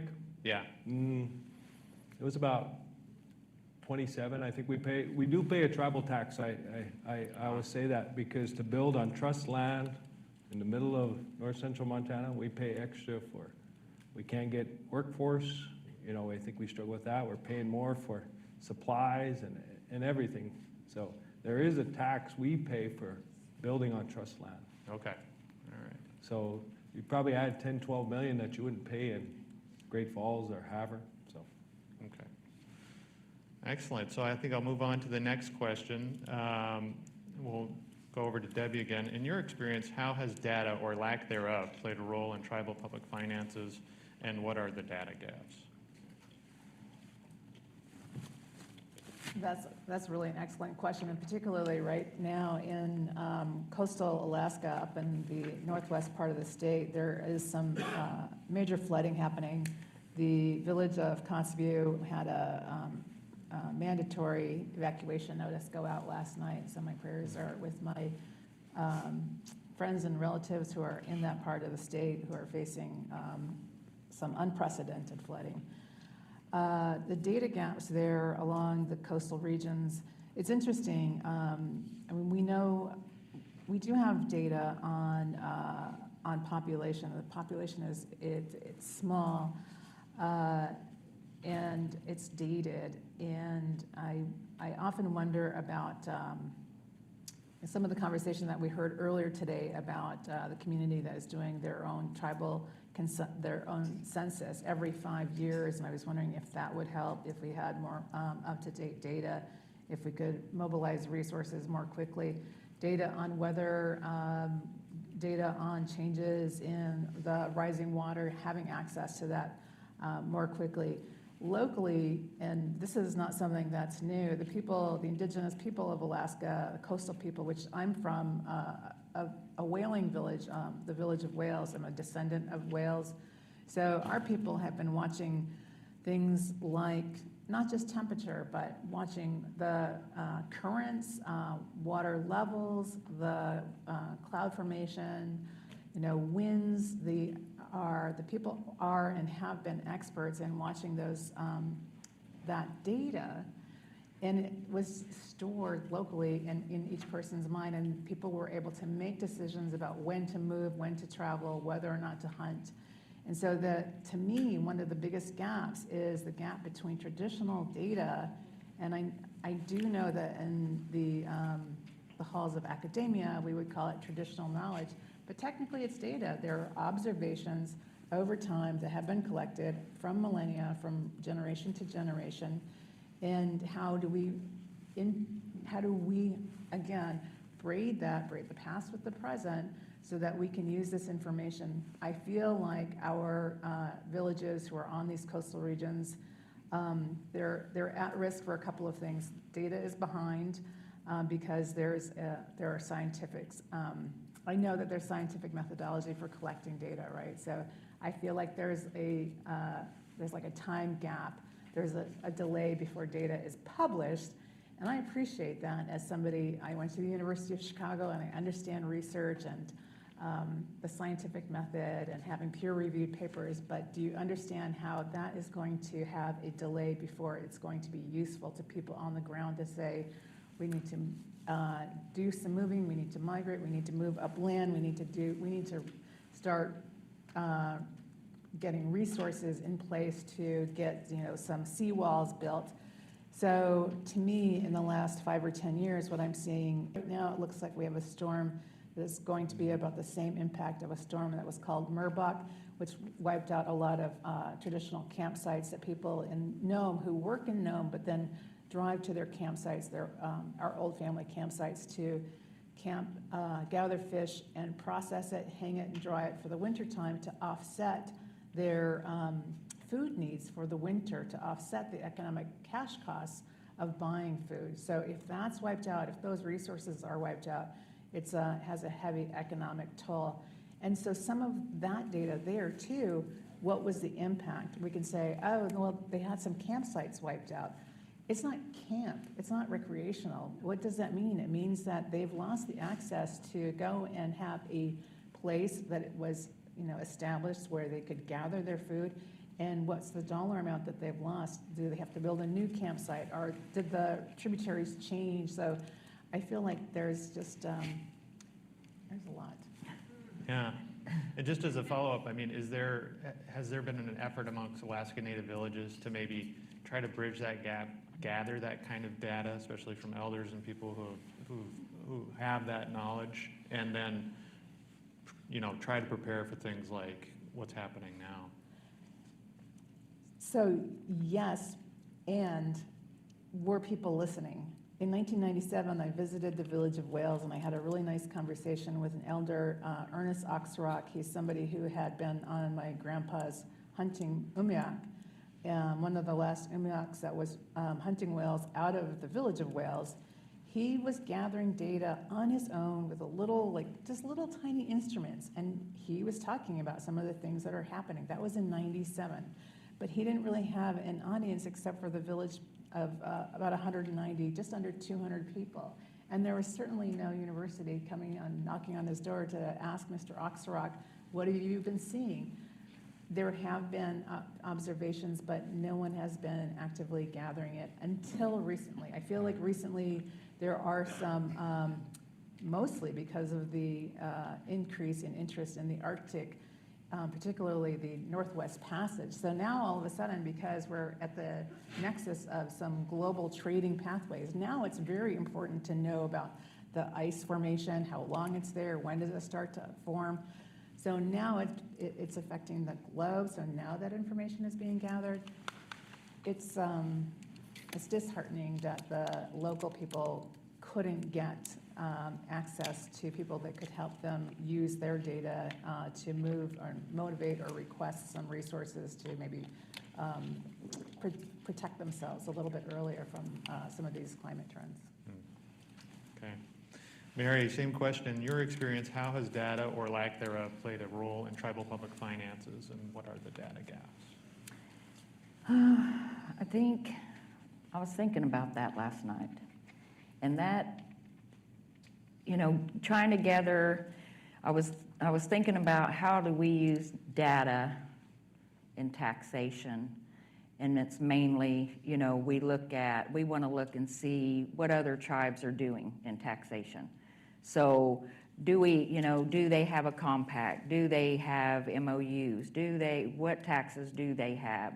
Do they even have taxes? If they do, are they actually collecting that tax? Because one of the things that we have found throughout the years is you'll go and a tribe will have their tax code all set up and they'll have it looks all pretty and it's all in there, but they're not assessing any of the taxes. They haven't collected anything. So, one of the things, when I first started and I was young coming in from the private sector, and how we are when we go home, they're like, we're going to put you on a board and get you started, get your foot in the door, so you'll never leave home. So, at that time, they said, we're going to put you on the tax commission. There's a position on there. And I was like, okay, whatever that means, okay. But, when I went in, I was like, okay, what do I do here? How do I learn how to help my tribe? How do I learn how to help my people? And so I literally, back in the late 90s, I was calling all the tribes in Oklahoma. That was my data gathering. What taxes do you have? What do you pay? How many employees do you have? All these questions. And I did my own little data the old time way, and I had all 39 tribes and what they did. Okay, but I didn't know at the time. I looked at some of those tribes and I was like, wow, they're really making money on taxes. And then I learned they weren't even assessing the tax. So, as you're gathering data and information, there's always that extra step you got to go to get further data, right? And get all this information so you have the correct data. And I know at Creek Nation, Secretary Harjo, he works on a lot of the tax credit side. I work on the majority of the tribal tax side and tax credits too. And that's what we're doing right now. You'll be happy. Muskogee Nation we're working with some companies. We're trying to pick the right ones so that we can start putting together our own data. Because as we're growing, and we are growing, we were talking a little bit earlier, and I'm glad we had that conversation, because we were talking about the health side, and you don't think taxes, right? You think health. You think, it's a hope, but taxes is a big thing in health. We're at Muskogee Nation, our health department has grown. They have several hospitals and clinics, and they wanted to even go a step further, and we talked about this too. Going to have that meeting next week. I'm excited about that because they're going to start their own company to make their own, sheets, gowns, all these things to cut the cost to help the nation. That's not only going to help commerce, health, but tax, because we're going to help them with tax credits and help them get that going. So, it takes everybody to work together in communication along with data to make sure that your nation succeed, right? So nationally, one of the things that we're doing is putting together just that. We're putting together some data on the tribes of compacting and what is their needs, where they're at. That's the first thing I do when I go in somewhere. And I help a lot of tribes. I consult with tribes, and I help tribes. Just they call me, and I help them the best I can. And that's the first question, I ask is, where are you? What's around you? I want to visually see. And you were talking about Alaska, and when we talk about Alaska, Kiki knows that, Larry knows that Alaska doesn't tax because they don't have a land base. So some of the questions that have come to us through the years is, how can we help Alaska villages try to capture some of that revenue? And so everybody come to NEDA next week at the conference, but no, we're going to talk about that. We're going to talk about trying to find a way to help our Alaska neighbors. How are we going to capture some of that revenue that we get to do down here? But anyway, so that's just that's the importance of data, even in tax, but it just, like, again, we keep bringing this back. So this is a good thing here. How that braid, how it all works together, not just at home, but nationally, and helping our neighbors. It's all about helping. How can we help you grow, help you succeed? Because that's one of the things, the most important things about data is we need to share it. And for those who have worked in data gathering, there's some tribes that don't want to share, and that makes it difficult. And I understand that. It's a delicate place to be as a tribal leader and as an elder. How much information do we give that's ours? Because I know in how I grew up, we didn't ask questions. They said, you do this, you do that, you do this, and we didn't question our elders of why we did it. The younger generation now, they ask, well, why do we do that, Mimi? How come I can only do this, Mimi? And so I have to explain things now. And that's a good thing. That's progression, that's just growth, and that's the change of times. But it's a delicate balance, with our tribes that are very cultural. They don't want to share that information, and we have to understand that and treat it very delicately, and how we do that, and what we use it for, and how we put it out there. So, that's some of the just thoughts that I had on the data and the importance of it. It is important. It is important, and it's going to help us grow and change and prepare for the next 7 generations. Excellent. So Joel, same question. In your experience, how has data or lack thereof played a role in tribal public finances, and what, in your experience, are the data gaps? Well, I think originally our tribal view of data, we use it for grants, and it was all the sad statistics we got. Everybody, I think of those Native communities, like 90% unhappy, all those, everybody on the reservations poor, all these different low numbers, and especially in the health metrics, highest in diabetes, suicide rate, all those different things. I think us is just owning those and then deciding, because she looked right at me when sharing our data, because we don't share our data very often either. But I think it's just been a mindset change of the tribe, of starting to take control of the narrative of the data as well. I know it's really come in handy with our building projects, even the tribe's current tribal office building we got. We were able to help with a lot of the data, get business plans, all those different things that were never done before for some of our tribal entities, and really put those together. So that's really been a big benefit. And then on the health metrics on the data, that's a huge, when you're putting out suicide rates, things like that, there's repercussions for those. So we've been mindful of the data and how to use the data to further that, because we want to make sure as a health center, we're making an impact in the community. Like, we got this SDPI program, I was teasing, I said, we've had this for 20, 30 years. It seems like everybody's on on Ozempic and Wegovy. I said, we need to really dive in. Are we making an impact with this program? And really examining our programs too, to show that, hey, we made a difference. So I think that's been a huge change, is just using them. So. Yeah. So it sounds like Rocky Boys is kind of developing its own kind of data, statistics, and things like that. How does that work with like health stats, mortality, you mentioned suicide, how does Rocky Boys get that kind of information? We work with, I think the gentleman brought it up, the Tribal Epi Center. Not all tribes in Montana and Wyoming use the Tribal Epi. We do. We're a big partner. We got a data sharing agreement with them. I think really building on to that, though, and continuing that relationship. So we've used them. I think there's still some misnomers with they get all the data correctly. So tribal, because a lot of tribes still using the old VA EHR. It's not very good, especially pulling data. So we're switching to a new EHR. So where the data will be a lot easier, a lot smoother, a lot more digestible. So. Okay, great. I think we have time for one more lightning round question. What are the most innovative strategies you have seen in tribal public finance in the last several years? We'll go with Debbie first. So one of the most recent examples that I can think of off the top of my head was when I was working down in Kutznewu, which is near Juneau. There's a tribe there, Huna.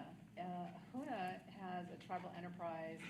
They took an island that is their island, and they built a port there that can receive the large cruise ships. So large cruise ships often stop in Juneau. That's not unusual. Juneau has been built up. If you've been up there, you've seen the shops that look like any place else in the Caribbean. It's kind of gross to me. But what Huna did is they built up a port of call that is cultural, and it's a destination where it's family oriented. You can do a tour of an old processing plant, which is kind of fun. There's zip lines. You can jump into ATVs. It's like a half-day port of call visit. So they literally just we talked about this earlier, build it, and they will come. The cruise ships are stopping there. They've siphoned away business from Juneau, and the finance innovation, they partnered with Norwegian Cruise Lines. Norwegian Cruise Lines put up the money. I don't know the details about how they'll get paid back, but they will, because as my understanding is, this has been very successful. So I like the idea of partnering with money. You don't necessarily have to go for grants or loans. You can, there's a lot of other ways you can put together capital to do interesting projects. And does all that revenue go into funding, public services, or is it used in a variety of different ways? So it depends on if it was the Native Corporation or the tribe itself, and this is where, because it wasn't who I was working for, I don't know the details, but if it's the Native Corporation, which is for profit, then the profits would be shared with their shareholders, or also tribal members. So it's the tribe that built it, then it will go into the tribal budget. So either way, the benefits will go to tribal members. Okay. All right, Mary.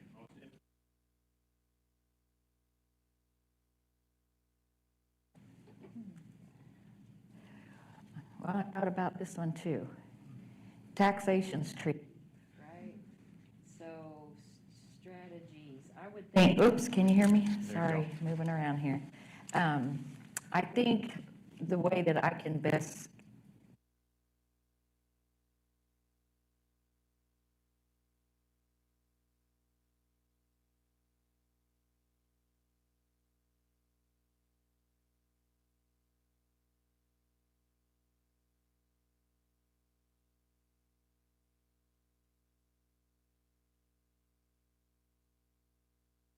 other tribal governments, even at the national level,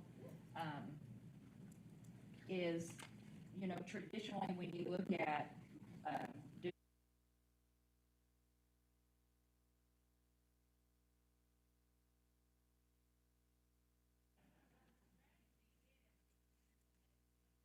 right, you don't always have to go the traditional route. So just remember that in strategizing and moving forward, you don't always have to go the way that we've always done it. There's always a better way to do it. So have an open mind. Yes. And Joel, wrap us up with innovative strategies. I think we could talk 105L. We could talk tax credit. I think one thing we've done is we've had to invest in our people. And that was a struggle, I think, is to getting them up to par in this business systems. from healthcare to business. And to me, that's innovative because we don't always do that. We always wait for them to show up. And I think as a health center, we said we're going to invest in our community and our people.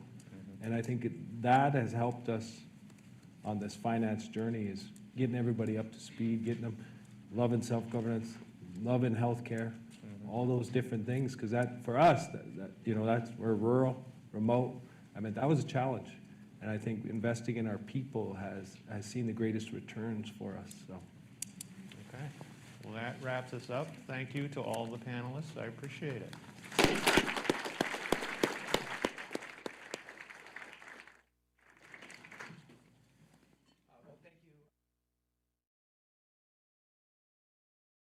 And Joel for a great conversation, and for our colleagues at Harvard, and Amalia for sharing a couple new data resources. We're going to take a quick lunch break. So the folks in the back half of the room, you'll want to exit out of the main doors that you came in. The folks in the front, you'll want to go through this middle door. The food is over here against the hallway, and then there's 2 different rooms where you can find a place to eat, to find a friend to sit with, share some story. For those of you who are online, you can stay on the live stream. We'll come back here at 12:40. We'll start again at 12:40 promptly.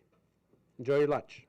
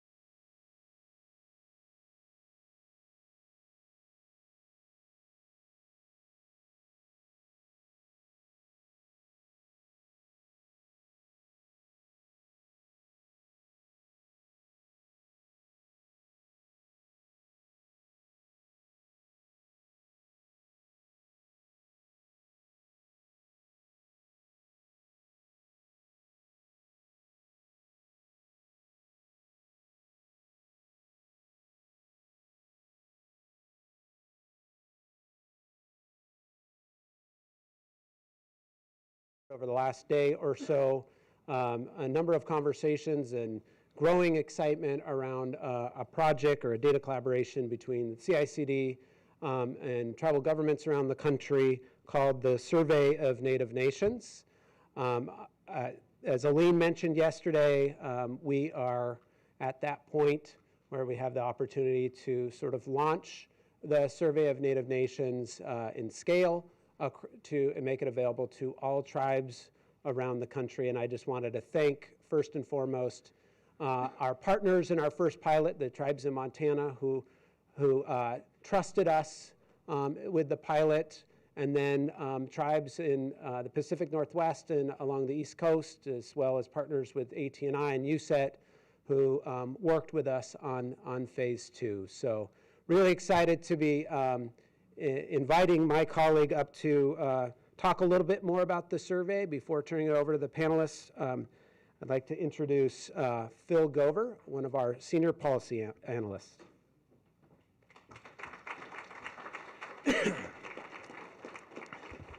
All right. Good afternoon. I hope everyone is full of salmon and delicious wild rice. Thank you all very much for being here. My name is Phil Gover, and I am a senior project manager at the Center for Indian Country Development. For the last year, I've worked with my colleagues at CICD to develop the Survey of Native Nations, CICD's most ambitious data project yet. I will be your host and moderator for this afternoon's conversation about the survey. Let me get my... As with many public events related to the bank, you should know that the views here are the presenters, and not necessarily the views of the Federal Reserve Bank of Minneapolis or the Federal Reserve System. So shout out to Dawson. A little more than 3 years ago, CICD announced its data initiative, a commitment to making economic data about Indian country more accessible to the public, but most especially to tribal governments and stakeholders in tribal economies. Many of the products and much of our research on a variety of topics in tribal public finance and community or Native community financial inclusion rely on public data sources and also a few purchasable ones. But there are limits to what can be understood both about the past and the present of tribal economies by only considering public data sources. Public data sets, especially geography-based ones, rarely consider tribal geographies in their conception, and so data can be scattered. Additionally, many large-scale public data collection efforts use techniques to mask data for anonymity that can make some smaller communities' public data opaque or inaccurate. It's taken us a little more than 2 years to build our internal capacity within the center to offer a national survey to all tribal governments in the country. We've been running pilots with small groups of tribes to test our design theories, to test our technological platform, to test our engagement strategies, and to stress test our data stewardship processes. But I am here to get the word out to Indian country that CICD is up to the task with a survey that has hopefully something appealing for every tribe, regardless of enrollment, land base, or economy. So that brings me to the Survey of Native Nations. What is the survey? The survey is a confidential data collaboration that collects tribal government budget data, think revenues and categorized expenditures, for fiscal year 2022. For the past 2 years, CICD has piloted the survey, as I mentioned before, with groups of tribes from 2 regions, partnering to collect data and in return offer a survey report that uses the tribe's survey submission to compare, visualize, and analyze data about the tribe, the surrounding local governments, and anonymized data of other tribes participating in the survey. In an era of federal funding uncertainty, understanding how federal transfers flow through the public economy at the local level can help tribes plan and advocate for themselves, as well as their policy prerogatives.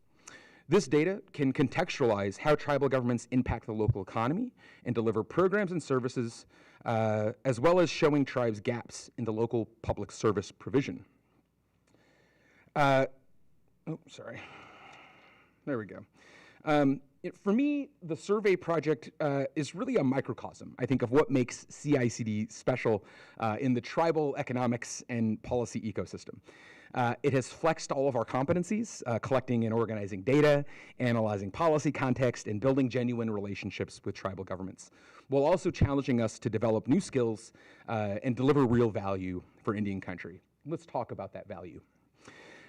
Reciprocity and mutual benefit were the driving values for our project team as we designed the SNN participant reports.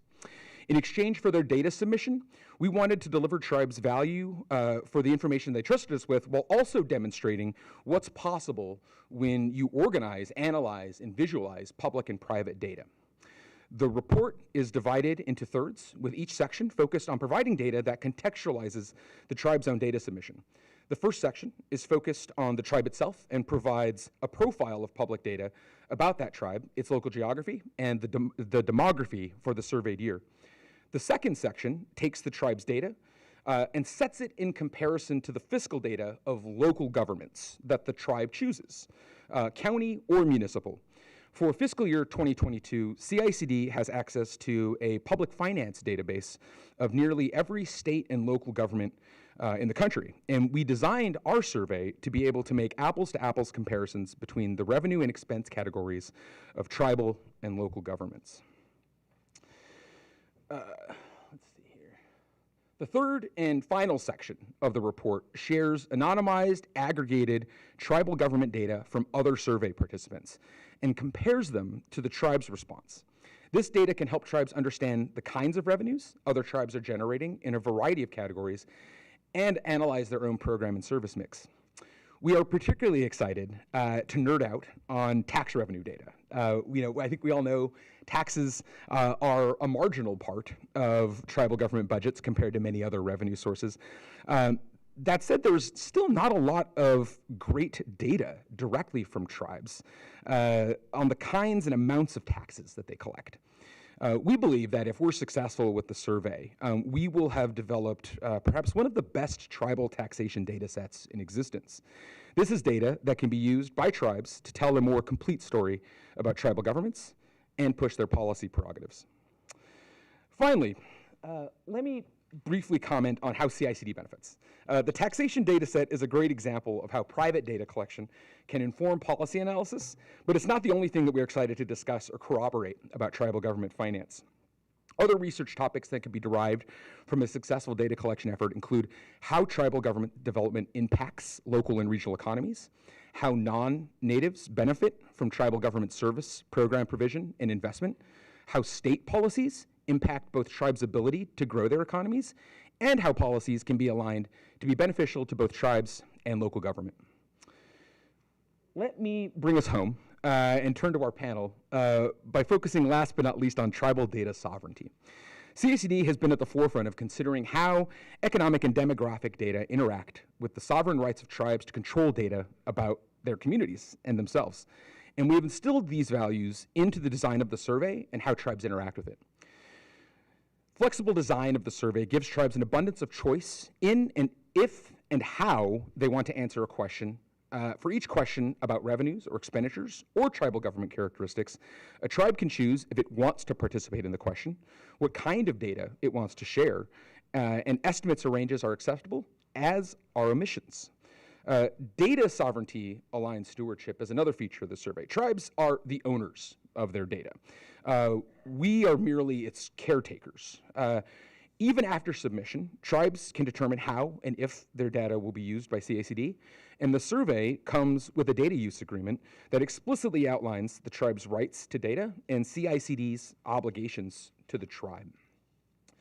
Lastly, the Fed's experience as a system. The Federal Reserve System has both the institutional culture, but also the technological infrastructure to secure private data of tribes like few entities that they work with. Federal Reserve System collects and stores some of the most sensitive financial information in our economy.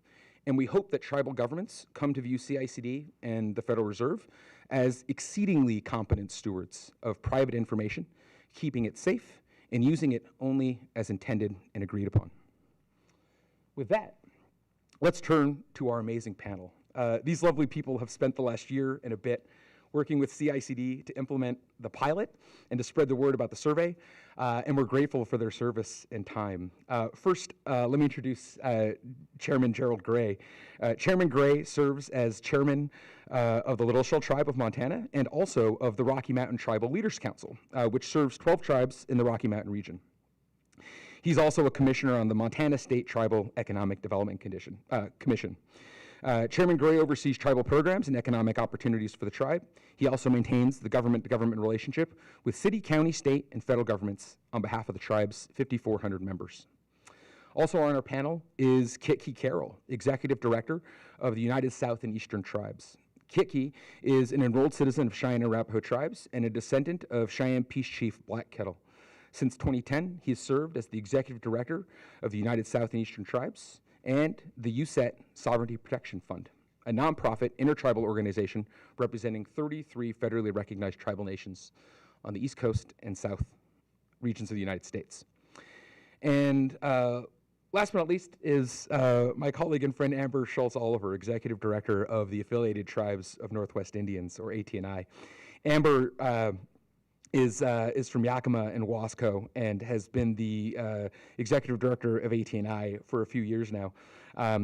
Also has established firm roots in Portland, Oregon. ATNI is an organization dedicated to promoting tribal self-determination and sovereignty and serves 57 tribal nations in the Pacific Northwest. Join me in welcoming our panel as we get started.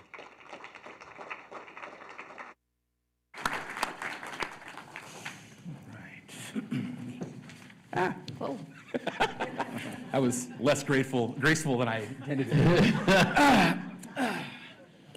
Right. Well, thank you all so much for being here. I'm really excited to get into this. My first question for all three of you, excuse me, is I'd like to, we talked a little bit about the data initiative and where the survey, the survey's genesis. I'd like to talk a little bit more about the root causes. Like, why is the survey necessary? Why is intertribal data collection compelling? I think we've heard a lot about that in terms of talking about economic data gaps, right? So we launched the initiative 3 years ago.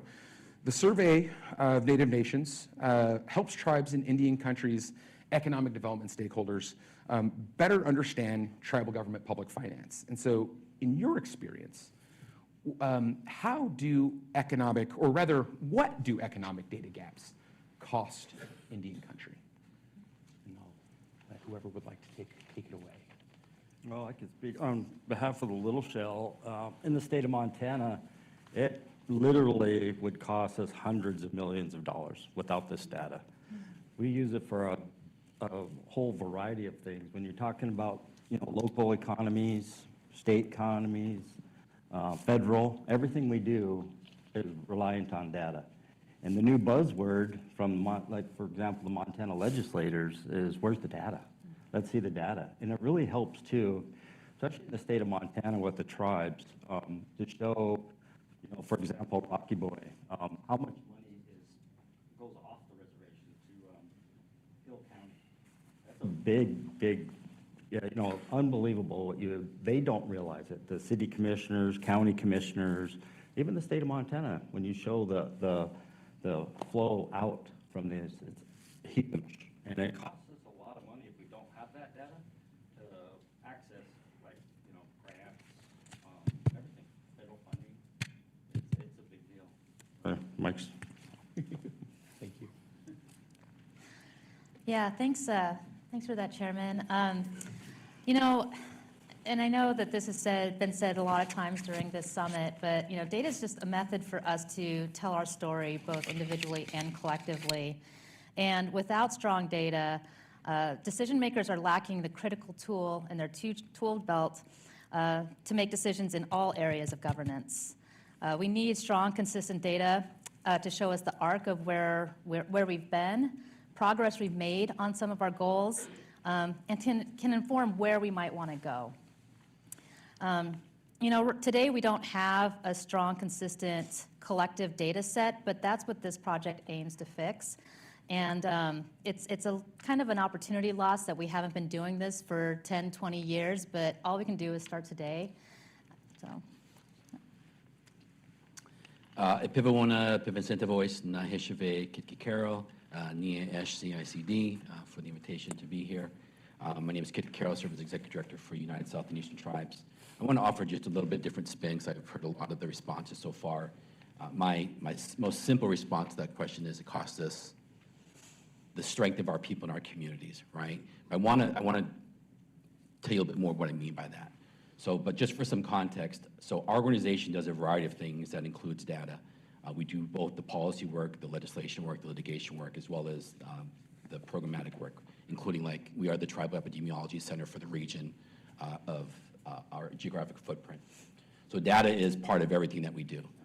So the reason why I want to frame it that way and offer some context is when we're having these conversations about data, and I want to make sure that we raise this every time we have this conversation, there's data offered and used from the context of justifying fulfillment of promises and obligations, right? We all know that game.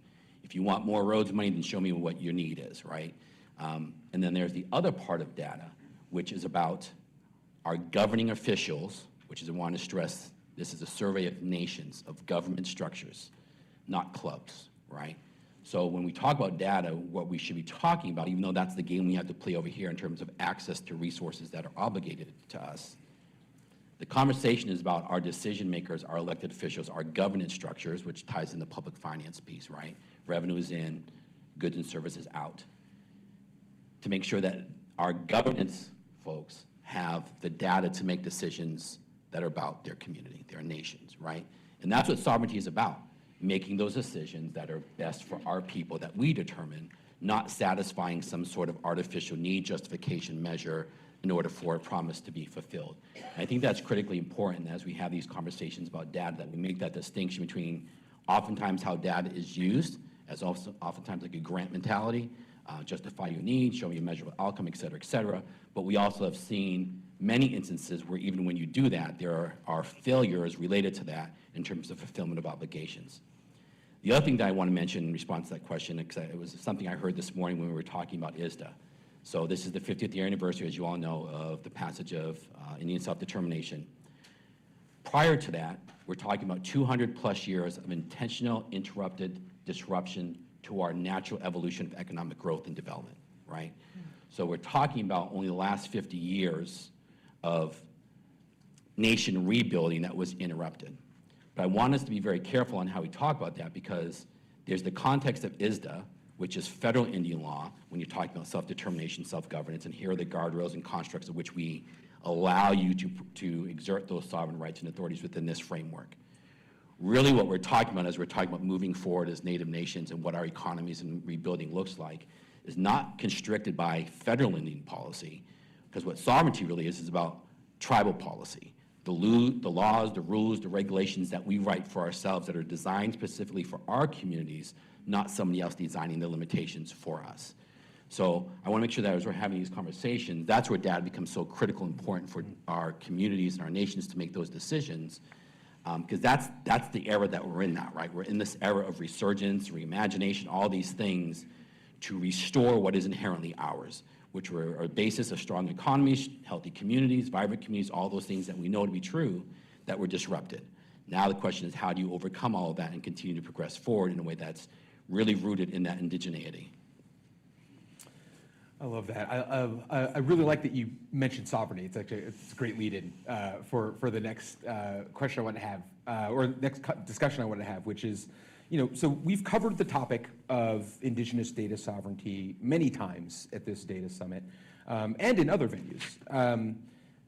To me, as I've thought about these issues, and I've thought about my role on the project team for the survey and my attitudes and orientations towards data sovereignty, to me there's a tension between what indigenous data sovereignty demands of organizations but also the need for better economic data that I think everyone can see, that we need better data, right?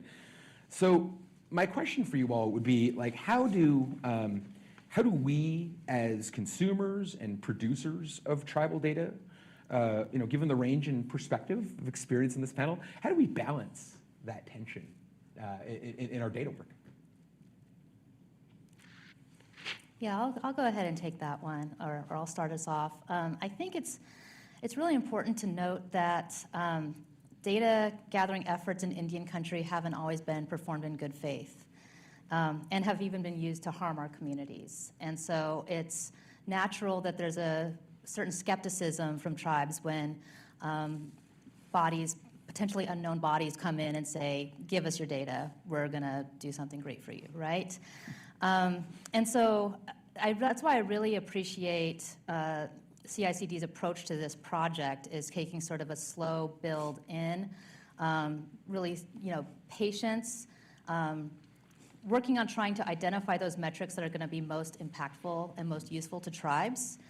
And this had put a lot of thought in design in terms of how to gather that data. So Phil, as you said before, tribes are able to answer as much or as little as they want, or give the type of information. Sometimes it's just a yes or no, we engage in that type of revenue or expense. It's a phased approach. You start with one state, Montana, then move to regional organizations. Regional organizations, AT&I was formed in 1953. We have trusted relationships with our tribes, using those relationships to develop kind of that buy-in, that early buy-in. And then I think also just making sure that that data is protected. And you mentioned the data use agreements, making sure that the tribes own this data. CICD doesn't own this data. AT&I doesn't own this data. We'll only see aggregated data. We won't see anything specific. But I think just being really cognizant and really specific with how you designed it, very patient. And I think you really worked with your communities to do it. Bravo. Yeah, for the Little Shell, how we saw this is we had a survey done 10 years ago or so with the state of Montana. We had to be really careful, and we were really leery about this survey at first, because it's like, we're always the guinea pig in Indian country, right? People want to come in and get their dissertations done. They always want to research us like we're in this little bubble, right? Because we're so unique. But with us in the center is, it's really about trusted voices and our relationship. Having Casey, Heather, Andy come out and talk to each one of us and explain it. And this data is, it's going to be good stuff. It's not going to be used against you. It's your data. You own it. I got the survey a couple weeks ago. It was emailed to me.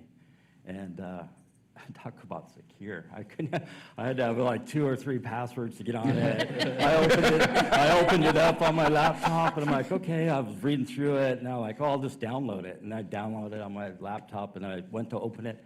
What, I have to have passwords again? I mean, it is so secure. But, it's worth it, because we really need those charts that Phil showed are huge to us. I mean, to be able to see those comparisons, amongst tribes, county and state level, I mean, it was a really a positive thing for us. And I think if we have our trusted voices going out to any country to explain how this will help and benefit each tribe, it's a win-win. If I could just I agree with everything that Amer had offered. I want to double down on what the chairman just offered. So one of the things, in further complement of the way that you guys approach this, was building that rapport with the tribal nations, the tribe leaders, helping them understand that this would be a resource and a tool in their arsenal to make whatever fight it is that they want to make, or whatever point it is that they want to make. But I too want to share something. Rob had mentioned 2 things in his remarks this morning on the panel. 2 of them I wanted to talk about. One was I was part of a conversation with him yesterday as well, and there was something raised in that conversation that really stuck with me last night. When we talk about things like gross domestic product, right, GDP, and This morning when Sharon opened us up, she reminded us of making sure that everything is grounded and rooted in our indigenous values, right? And so when we talk about GDP, that comes up in the space of economic development and strength of economies and all that sort of stuff. But one of the folks in our discussion last night shared the perspective of gross domestic happiness, right? So it's not just about the monetary value of what we're talking about. But if we're going to talk about indigenous values, then there's other layers and components to this. And the fact that CICD can have that awareness and perspective in a way that others can't have, I think goes a long way. The other thing that is critically important from your comment this morning, Rob, which is kind of reflective of the moment that we're in right now in a very sharp way, but it's not just unique to this moment. Language that we use in all these conversations is beyond critically important. We are dealing with decades, if not centuries, of intentional language used to achieve certain goals. And we have to recognize that. So when Rob was talking about those 5 challenges this morning, the one that I want to pull out from those 5 challenges is this topic about race, right? Because that comes into this conversation. Indian country has to be on high alert right now of making that clear distinction between discussions on race and discussions on citizenship and nationhood status, government status. Those are 2 completely different things. And too often they get blended together and confused, which is problematic to the very basis and the foundation of relationship that we talk about with the United States. So as we're doing efforts like this, as you are doing efforts like this and others, that has to be front and center to these conversations, because that's where the trust comes in from tribal nations, right? To make sure that information isn't being used in a way that weakens the structures and systems that are critical to support this relationship. And furthermore, critical to support the economic rebuild that is grounded in that government status, right? Because we have the ability and right to do things that others don't have to have, because it's grounded in our inherent sovereign rights and authorities, right? And then we have to battle out in the courts when those are opposed. But those are critically important elements to anybody who's coming in, knocking on a tribe's door, to make sure that those principles are understood. Before then, we can have any real conversation about what the actual endeavor is. Because if there isn't trust that that's going to be protected, none of this goes any distance at all. Absolutely. Yeah, I agree with that. I think we're going to talk a little bit more about this before we wrap up, but I do agree. I think our perception and credibility as the Federal Reserve, as CICD, our ability to steward this data, I mean, that will be the bar, right? But by whether or not I think we're successful. I want to maybe turn our attention to the actual experience of doing the survey. I think, Chairman Gray, you are in the only company, rarefied company, in that Little Shell has taken part in both phases of the pilot project. With the first pilot we did with a group of Montana tribes a couple years ago, and then earlier this year, in phase 2 when we grew the sample. Your data submission was about your tribal government. Your first one was about your tribal government in 2019, before Little Shell had attained federal recognition. And this past year, you submitted data for the fiscal year of the survey project, which is fiscal year 2022, after Little Shell had achieved federal recognition. So this is a really unique perspective. And I wonder if you could share with us, tell us a little bit about Little Shell's journey to federal recognition, and I think you hinted at this a little bit, but also why acquiring and using economic data was a priority for you as the tribe's chairman. Sure. So we're the newest federally recognized tribe, number 574. We don't call it federal recognition, we call it federal restoration. We were restored to recognition. Just because we didn't sign the 10-cent treaty and the government didn't want to recognize Chief Little Shell and the band that we're part of, now we're restored back to that right that we have, right? And so we participated this in 2019, which was really cool because we were a state recognized tribe. All we were getting is little state grants, it'd help out, but then we became restored to recognition, and then right up in 2020 when we were doing this survey, we received CARES money, and then we received ARPA money. So, which is kind of unique, because then hopefully we'll get to do it again, and then we can have this baseline. So it was before recognition, during recognition, and then, with the COVID money, and then afterwards. So we're really excited to see the next phase of that and do those comparisons where we lie. But that was a base point for us. We fought for recognition for over 150 years and never gave up. It was, I became chairman, or I was first vice chair in 2010, and I said, well, I'm going to take on this federal recognition thing. It can't be that hard. 9 years later, we finally got it done. It was a battle, but I became chair in 2012 and just continuously hounding on, the federal government or our delegation to restore this. But this data, it's huge. We could really see that, where we're at before recognition was really cool.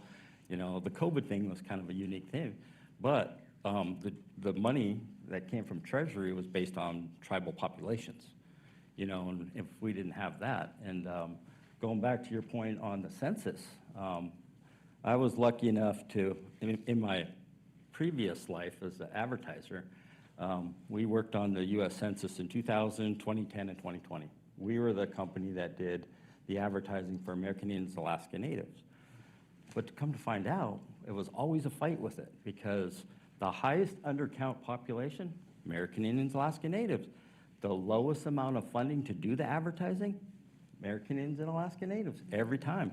And as Casey said, he calls it an asterisk. We're the other. It's always African American, Asian, and other. We're always other. And what the hell is that, right?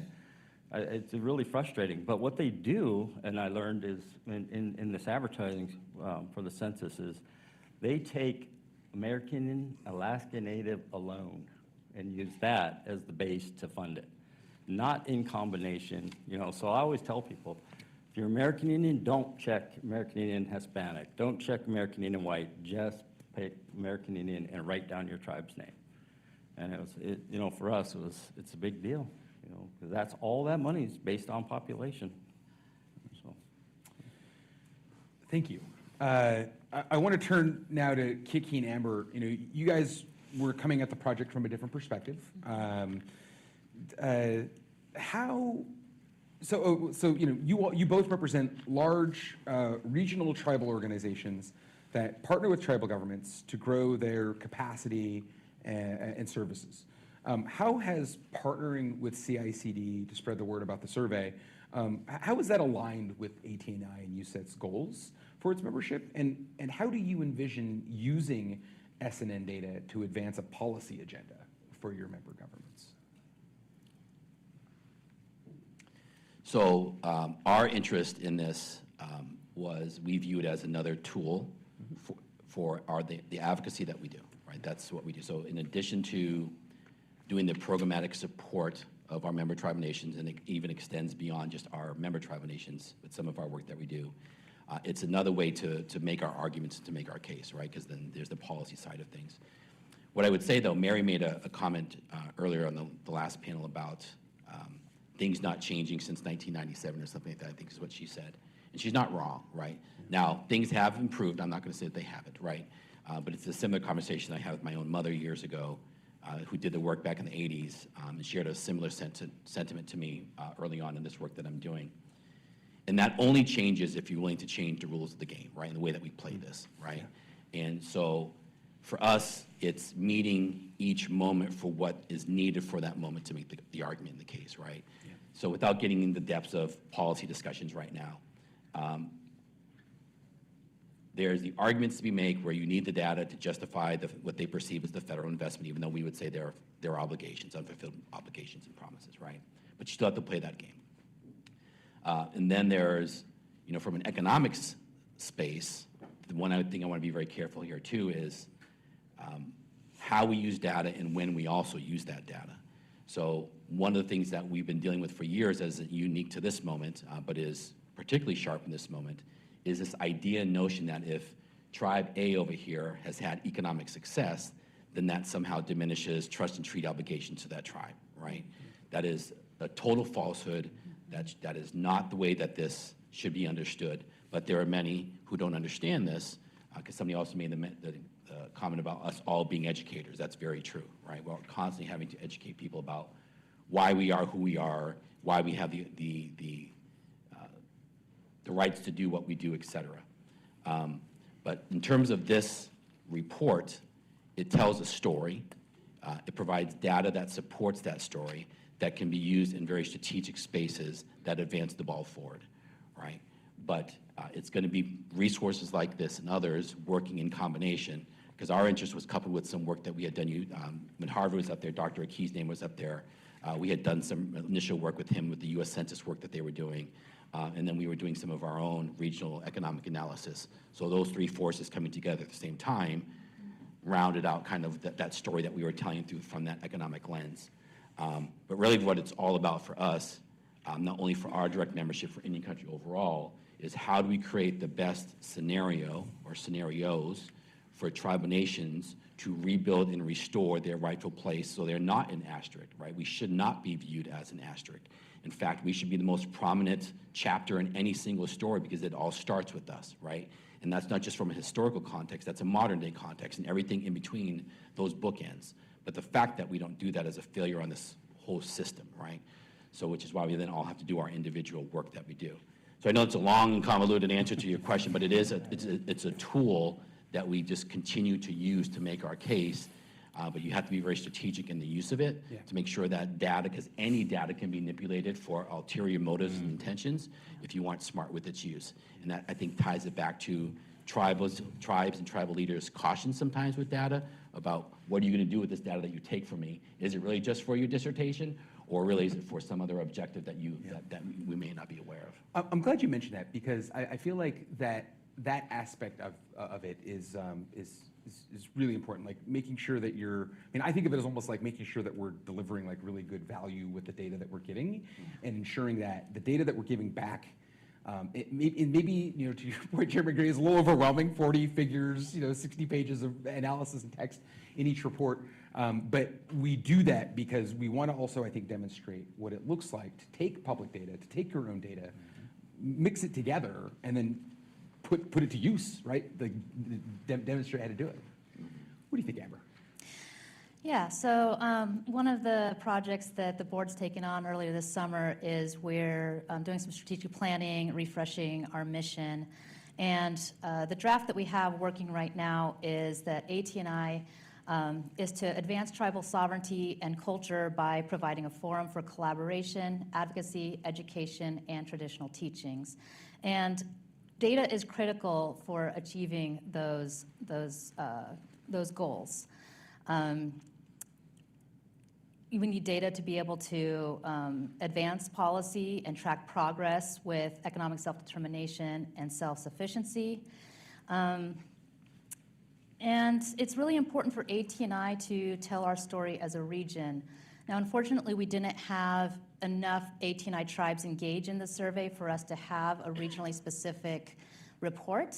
But we did get a flavor of the report with all of the tribes, and I think it's really interesting to see kind of how that data is really going to tell stories. So I heard it in an earlier panel, I think it was yesterday, taking those anecdotal points and using data for proof, right? So we can say there's these disparities or these big gaps, but now we have numbers and we have hard comparisons. And I think that's going to be a little bit more of a powerful storytelling tool.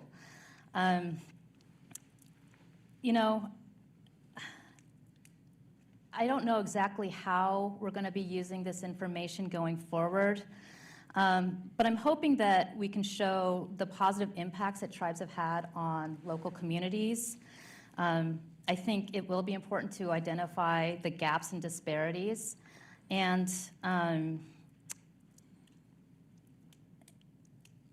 and I think also just being able to identify the goals and then track our progress along those goals. Thank you. We've got just a few minutes left, so maybe for our final question with our remaining time, why do you think your members or other tribes should consider participating in the Survey of Native Nations? Do my job for me. No. Well, I think it gives a really good baseline to see, like, Amber was saying, to show the communities that we're in, the comparisons, what we contribute.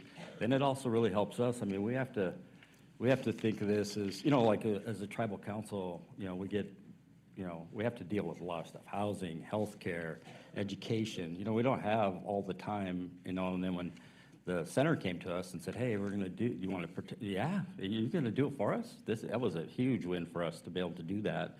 And then we could use this data moving forward to do those comparisons, see where we're spending, where we need to put more money, because there's a lot of, when I learned this, when we were state recognized, there wasn't so many grants out there for us. We became federally recognized, and they're just like, okay, which one do we catch now? Constantly going after them.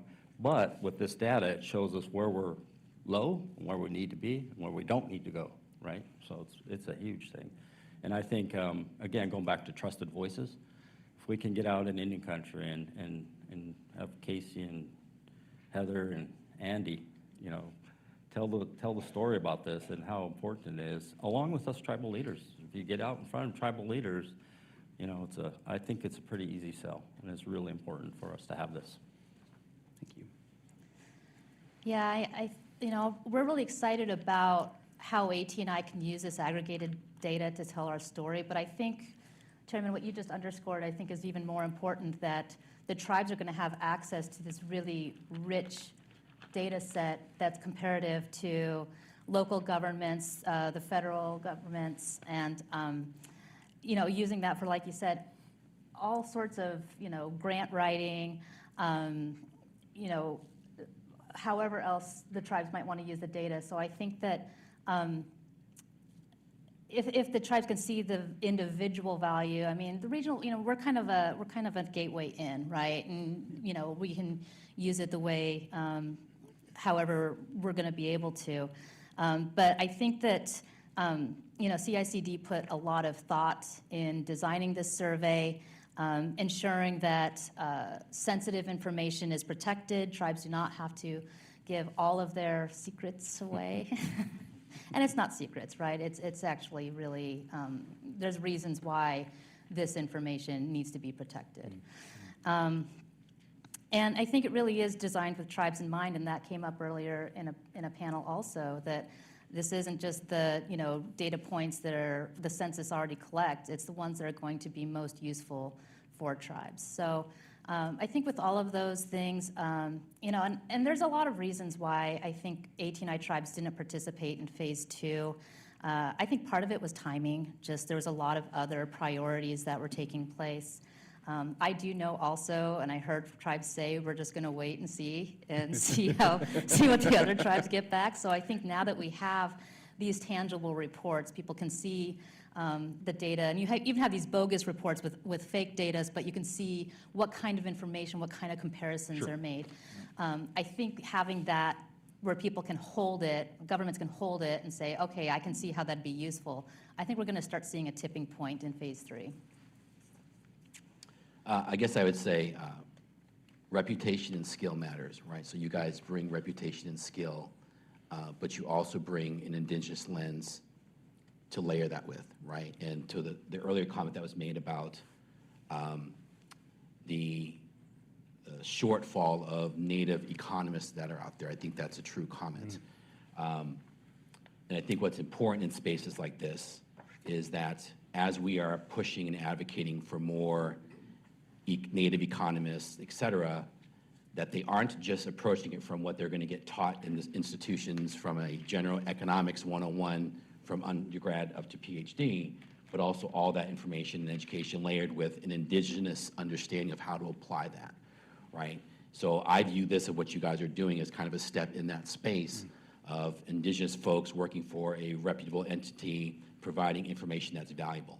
But at the end of the day, the reason to the why to the tribal leader who may be contemplating involving themselves within this, because that's your responsibility as an elected official. If we're going to talk about public finance, your responsibility is to ensure the health and wellness of your community and your people. That's your job, right? And so you can only effectively do that the more data that you have to make decisions that are best for your people and your communities. So it just rounds out your portfolio to be able to make well-informed decisions that are for the benefit of our people, that we're coming off of, again, decades and centuries of damage and trauma and all these other things that we talk about. That's the past. We're talking about moving forward in a more informed, more healthy sort of way, and you need this information to be able to do that. Beautiful. Well, let me wrap us up here and get back to my notes real quick. So I want to thank our panelists for their time and for being champions of intertribal data collaboration in Indian country. Let me conclude by sharing some information about how your tribal government might participate in the Survey of Native Nations. The easiest way is to scan that QR code right up there that says Learn More. If it's on your computer screen or whatever, it should work. I tried it this morning. You can scan that code, let us know who you are, and our team will reach out to you. Another way is that you're going to see us, me, Casey, folks from our team on the road a lot over the next year, talking about the survey, talking about data collection in Indian country, and hopefully connecting with each and every one of you individually in the coming months to talk about this project. Participating in the survey is a two-step process. First, your tribe's elected leadership has to approve participation, however your tribal government decides such actions. Once approved, our project team works with an appointed member of your tribe's finance staff to develop a survey response and provide technical assistance as needed. The survey is free to participate in, and the only cost is probably staff time to compose a survey response. Thank you very much for joining us this afternoon. I hope this session has inspired you to think about data collaboration. Whether you read about the survey and end up partnering with us and submitting data, or read about the survey and think and realize it's not for you, I hope that you, at the very least, open your mind to data collection for your tribe, for your government.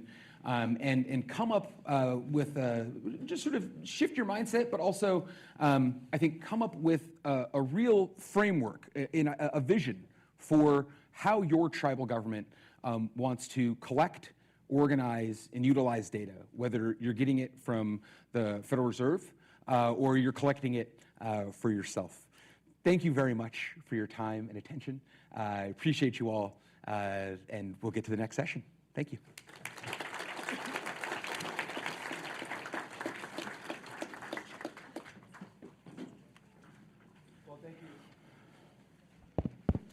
Thank you, Phil. Thank you, Chairman Gray and Kit Key and Amber, not only for the participating on the panel and sharing some incredible insights, but for your trust with the Center for Indian Country Development as we've worked through a process really thoughtfully to really try to bring value to Indian country through the Survey of Native Nations. At this time, I realized that we had a pretty condensed lunch period, so I just wanted to give everyone another short break.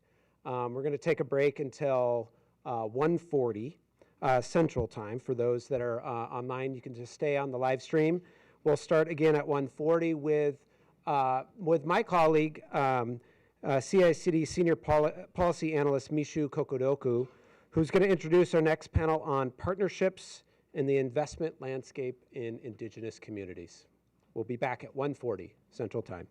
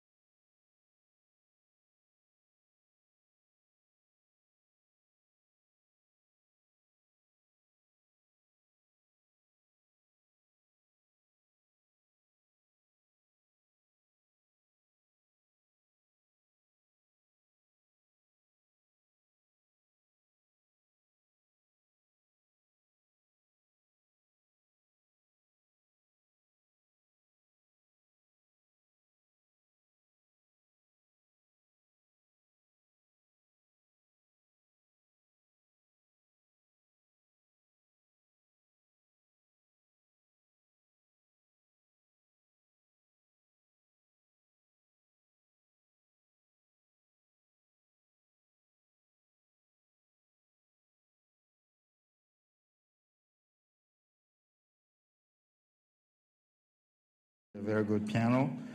And then, as Casey mentioned, this panel is going to inform us about new capitalization partnerships to new sources of capital for native CDFI loan funds. And then we will also talk about some data that these folks were able to use to inform the development of these partnerships. So I have here 3 practitioners. They're really skilled people. I have Casey Perlman, who's the Executive Director of ATNI, Economic Development Corporation. And Casey, in this role, oversees the Economic Development Division, Financial Services, and the Northwest Native Lending Network from the organization's headquarters in Portland, Oregon. And she's a member of the first wave of the Remote Trading Economies Apprenticeship, the board treasurer for _Native News, and a board member for the Center for Inclusive Entrepreneurship. She identifies as an entrepreneur enthusiast and works to serve Native businesses and grow economic prosperity across Indian country. So join me in welcoming Casey.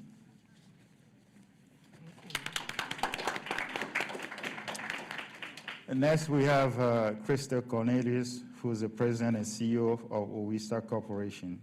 And as many of you know, OISTA is a national Native community development financial institution. And we predominantly serve Native communities across the contiguous United States, Alaska, and Hawaii. Crystal has worked with Native communities for most of her professional career, with more than 26 years of experience working in Native economic development field. She's an enrolled member of the Oneida Nation of Wisconsin and a member of the Turtle Mountain Band of Chippewa Indians located in North Dakota. She has dedicated her career to capitalizing Native communities, upholding of tribal sovereignty and self-determination measures through the issuance of capital and organizational capacity building efforts. Again, join me in welcoming Crystal. And then last but not least, we have Nancy Jordan, who's the Executive Director, Capacity Developer, Success Coach for the Pacific Northwest Tribal Lending, also a Native CDFI.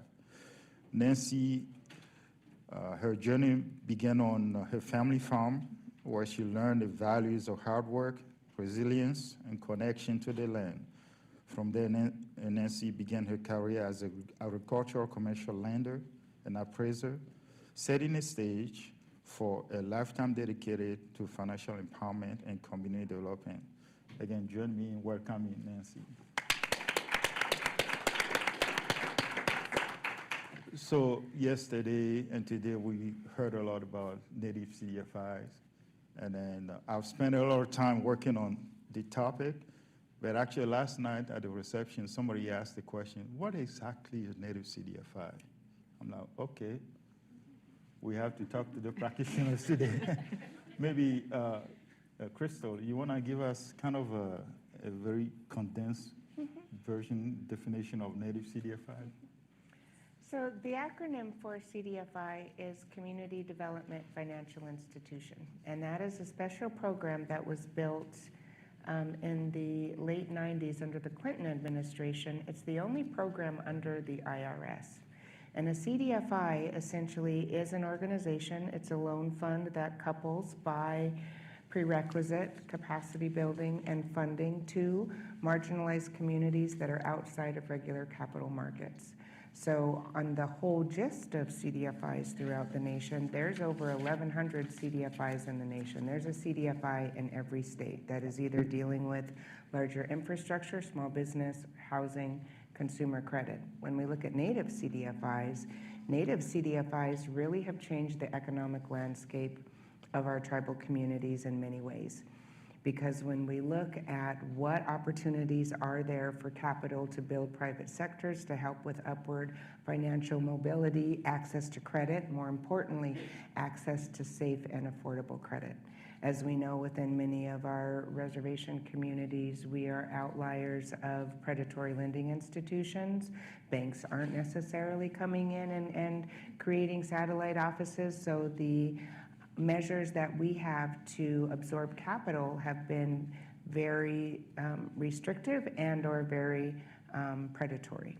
So CDFIs over the last 20 years have become the financial pillars in their respective tribal communities that offer any tribal member a chance to grow, a chance to say, hey, I need a car, I want a house, I want to start a business. And what's beautiful about our CDFI industry, and I know that we all underwrite and do things differently, but we never say no.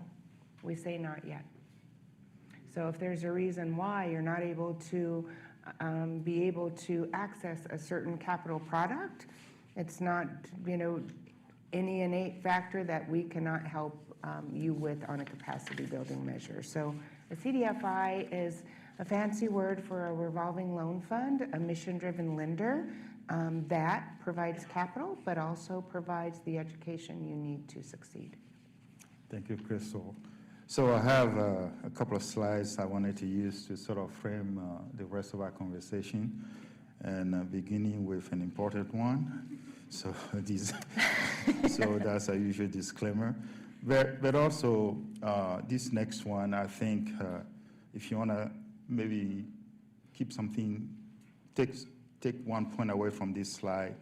This is to show that all CDFIs struggle when it comes to meeting the demand, but native CDFIs encounter relatively greater difficulties. As you can see, this is a survey data that we use, Matt and I and a couple of colleagues from the Richmond Fed. The first couple of bars, you see that 25% percentage point native CDFI were more likely to report an increase in demand over the past 12 months. And the next couple of ones, talking about expected demand, they probably about 19 percentage point more likely to see or to expect an increase in demand over the next 12 months. Yet, and when it comes to the ability to fully meet the demands, we see that they're less likely able to do that. And then finally, we try to sort of relax the definition a little bit to see who's actually able to fully or mostly meet the demand. You see native CDFIs were 50%, and then compared to non-native CDFI, 71%. So that's something to keep in mind when it comes to the important role of native CDFI, what they're doing, but still they're having challenge meeting the demand. And the next slide will kind of explain why, and then we use the same survey data. And then the most common reasons mentioned by native CDFIs are lending capital and operational funding. And then final slide that I want you to see, this is a different survey data that we used to produce this slide, thanks to my other colleagues, Valentina, Laurel, and Peter. We asked the respondent to sort of give us the top sources of lending funds and operational funds. And this was what they came up with. First, CDFI fund. Next, non-regulated financial institutions. And then by that, mostly they meant organizations like OISTA, non-regulated financial institutions that fund other CDFIs, and then federal government. So if, based on the previous slide, there are some significant challenges and they're not able to fully meet the demands. And then this slide is showing that these are the top sources of, funding for native CDFIs. What does that mean? Do they have to look elsewhere?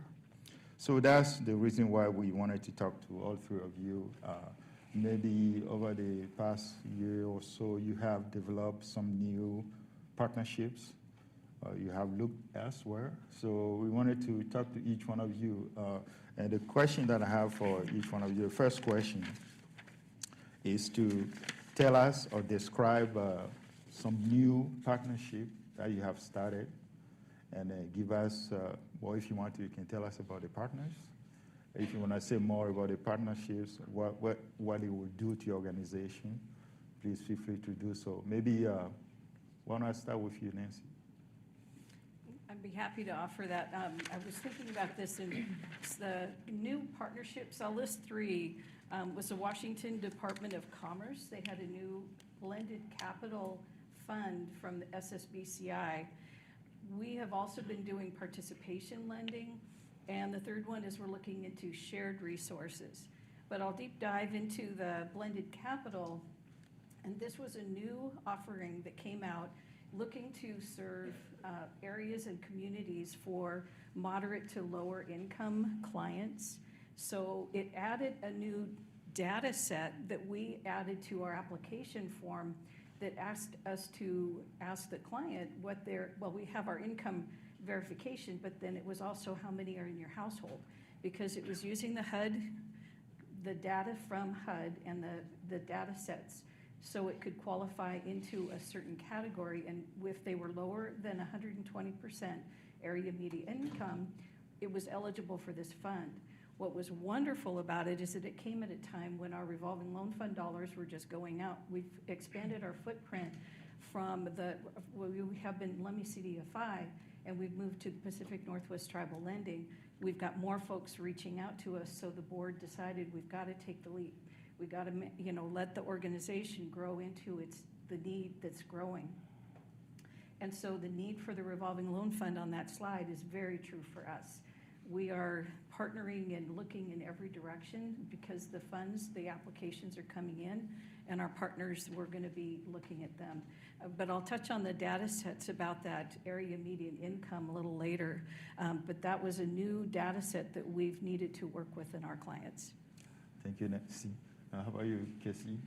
Well, thank you so much for having me here. It's a real pleasure to speak to this group.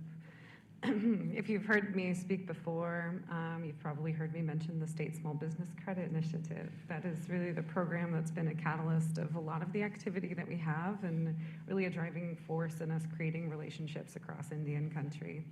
ATNI EDC is managing a tribal consortium of 36 tribal nations who are participating with us, and we're administering their SSBCI allocations on their behalf. This is a very novel approach. We are the largest voluntary consortium of tribes participating in this program. The only consortium that's larger is the state of Alaska, who's running it through their SBDC network, but it's not a tribally driven solution.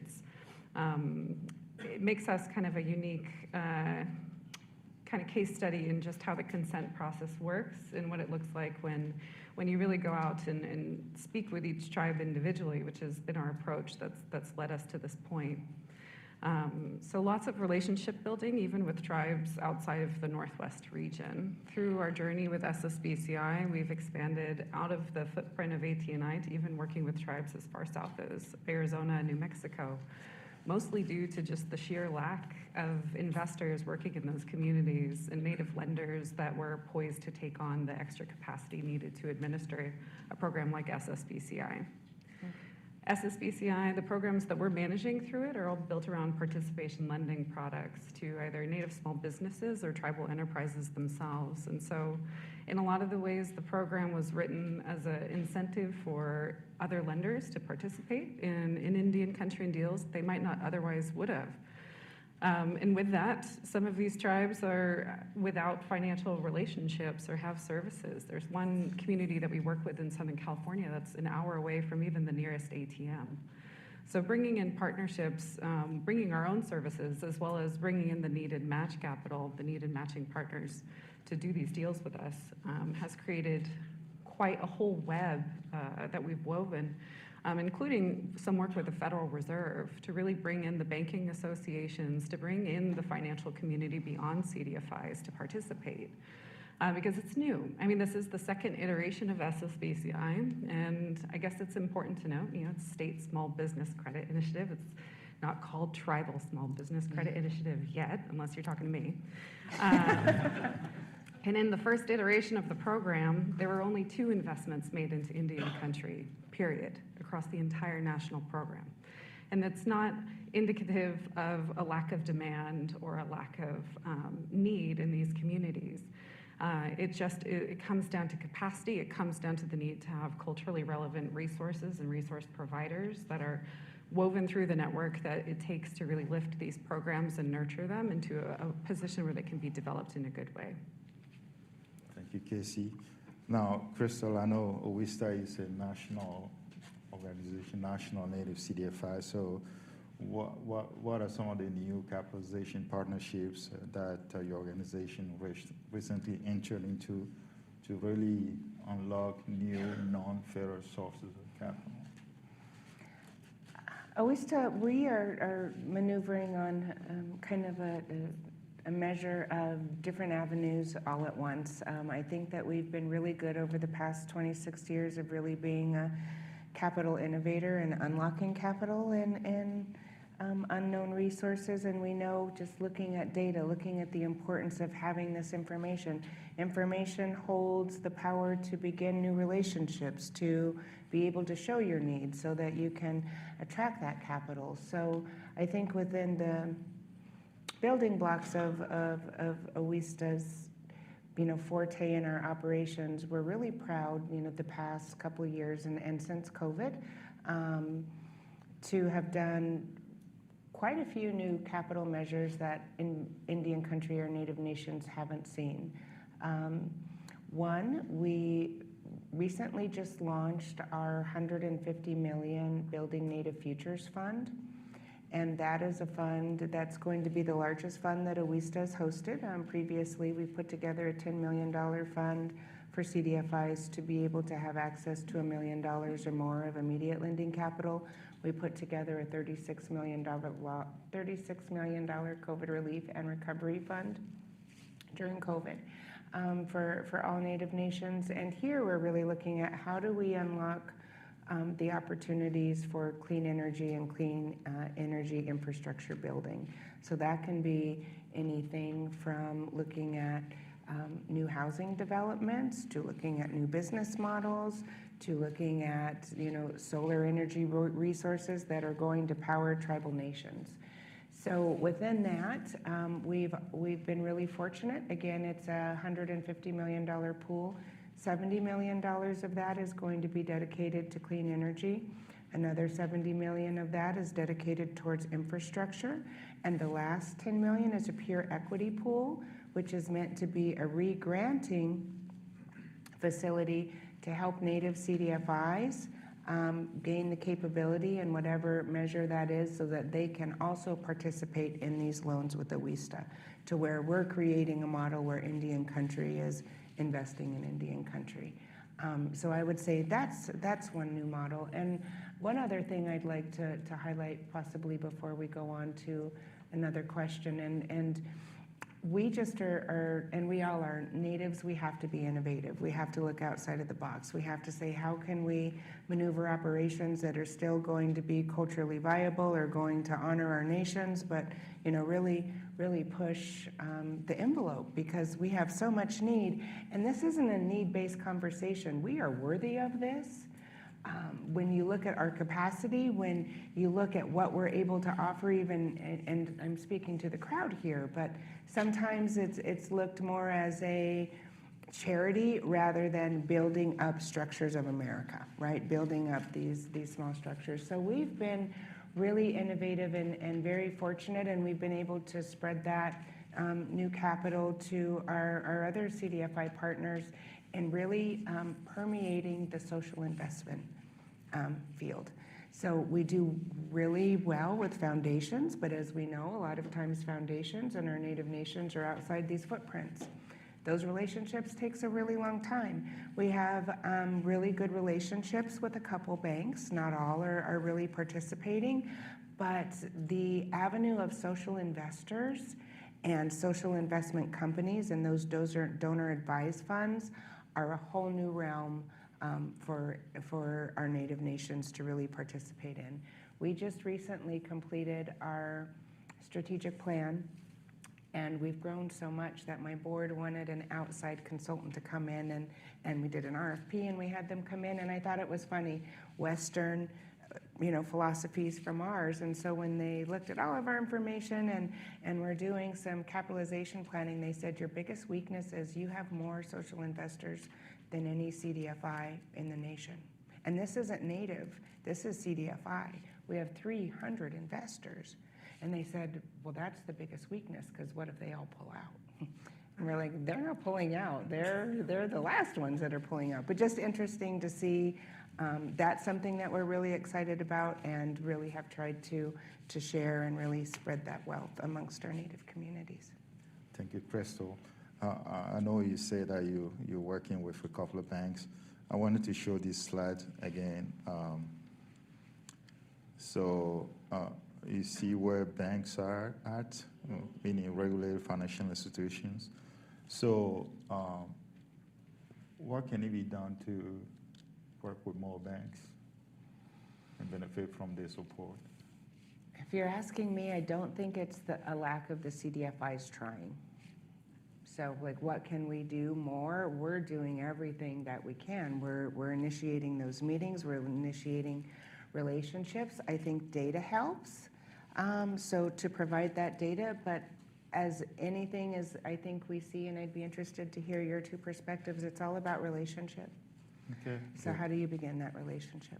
Well, since you mentioned data, maybe this is a data summit. So what sort of high quality data did you have to use in order to sort of inform the development of this new partnership?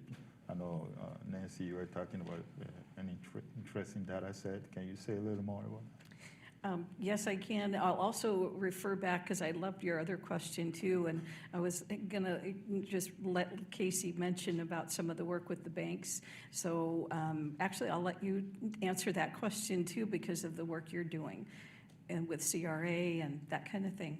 Well, the work that we're doing is Mishu and I were joined at the Capital Access convening in Hawaii, and we kicked off our workshop series on bank investment pitch coaching for Native CDFIs across the region, and really trying to use the tools that are available that we've gotten to get some previews of today to really hone in on what the banks are really looking for when they're making their CRA investments. And I think it is on both sides. It's nice to know. It's nice to know what the banks are really looking for. But I think what it's leading me to is what's missing still, which is using data to redefine the word risk, using data to redefine return in a way that doesn't erase the indigenous values that we inherently practice as Native CDFIs. Thank you, Casey. I think they saw that. Thank you for letting me divert that, because that actually really touches on what I was going to mention too. And this work is about rethinking how we use our assumptions, or how we think about the data. And it's been mentioned yesterday and throughout, is kind of reimagining kind of our assumptions or the data sets that we're using. And the one I mentioned was the area median income. One of the interesting things is that during this period of time, the state of Washington also had done a deep dive study into the area median income. So I even have it here from August this year. And that one of the points that they brought up, and this is something that we kind of have talked about too, is how many, just linear checkbox questions are expected to be answered. And this one brings up that their suggestion is to revise the income eligibility calculations to account for medical or dependent care expenses. Just a simple, where it's not just your household number, but it's also, okay, what is that household about? And these are the questions that we do on a daily basis, working with all of the clients, because there is no one size fits all. You have to listen and stay, and it's the relationship that allows that part to be able to understand the deeper level. So I was very appreciative of them talking about this, what was a linear checkbox for our eligibility for these funds, and we were able to access these funds in a good way. But it was interesting that they allowed this study to now take another step forward. Thank you. Anyone else would like to expand on the data piece? What high quality data you feel like you had to use in order to inform these partnerships? As a WISTA, we've always been very, very cognizant of data and the importance of data, the importance of sharing data and aggregating that data. We have a loan portfolio with about 90% of the Native CDFIs on our portfolio. So it's really important. And what we've done throughout, the last 15 years, first thing we did was we created a system. It's archaic now, and we're revolving out of it, but it was called Otis. It was Opportunity Through Impact Systems. And one thing we found was nothing was standardized within the native CDFI industry in many cases. That could be intake forms, balance sheets, how you're assessing TA. So we worked with all of our CDFIs and we created Otis, which basically standardized the lending system. That was really helpful because now we're all starting from a base template of what we're looking at. We're transferring that on to Salesforce, but what we have to prove pretty much is we don't have to prove anything special. We're just able to show what other business entities or CDFIs, are. So what are our assets? What are our default rates? What's our services? How many hours technical assistance? What I really, really like is when we get down to those financial mediums of really digging into our portfolio, native CDFIs outperform banks, outperform regular CDFIs decade after decade after decade after decade. When you're looking at portfolio, when you're looking at 90 days, 30, 60, when we're looking at all of the the qualifications for healthy portfolios. So we just found a way to work with our CDFIs, our partners, and be able to tell that history through numbers. We know that we're really great at stories, but we do realize without that data, we're not going to be able to propel our communities of where they really deserve to be, where we deserve to be and enjoy and flourish. We're really looking about thriving. How do we get to thriving? Good, thank you. Yeah, I'm happy to jump in after that. I think using data as a tool to drive self-determination of the tribes has been a big goal of ours. And that manifests with how we kind of onboard the tribes into our lending programs. In practice, it looks like a lot of discussion and also physically showing up and spending a full day with each of the tribes within our 36 tribe consortium. And that's a whole exercise in trust building of just letting them show you basically everything that they want, talking about strategic plans, the history, and where this capital can plug in. The data itself becomes a tool of conversation, of trust building, of really visioning, and then changing the relationship to the capital itself. Not every tribe has a very positive relationship with even debt capital, let alone other types of capital that have come into the mix now with all these complex capital stacks that are pretty much every deal that I'm seeing across Indian country now. And so a lot of the deals that we're plugging into, the tribes were ready to use their operating capital, and trying to find areas like that to just infuse a little bit of debt capital into the stack to kind of unleash the potential that we see with SSBCI has been a constant conversation. And I think the data itself, as SSBCI transforms into the condensed version that I think we're looking at with the early sunset kind of looming in 2028, I think the tribes are getting really creative, and we're going back to our strength, which especially in the Northwest is the concept of the trade routes. It's the concept of working together intercollectively with our economies and making the most of the opportunities that we have when we have them.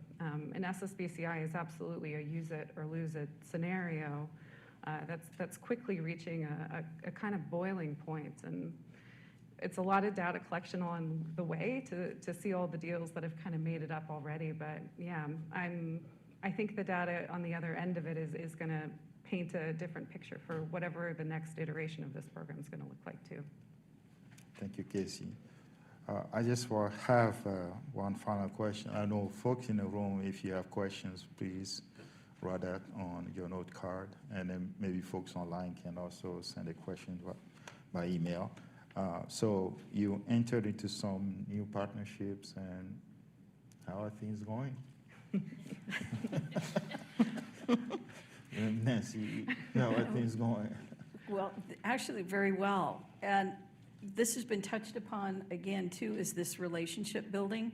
And one of the pieces I wanted to add to this idea of data which is so impossible to capture, is what is the amount of investment to build these relationships?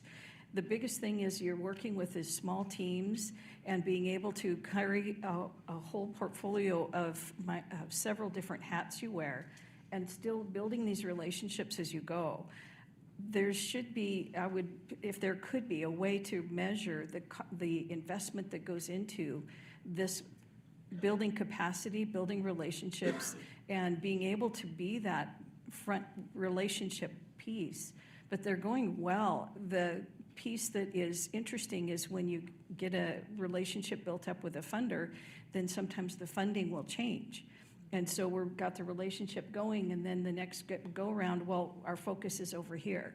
So it's another piece where it's ever changing, and you still have to be at that front row table to be in an open position for what is going to be available maybe next year. So I think that's the biggest piece. They're great relationships. We couldn't do this without all the partnerships that we have. There's just no way this could be done without it. Thank you. Anyone else? Yeah, I'm happy to go. It's been quite a journey, and it's a journey where I can confidently say that CDFIs are filling the gaps across this nation.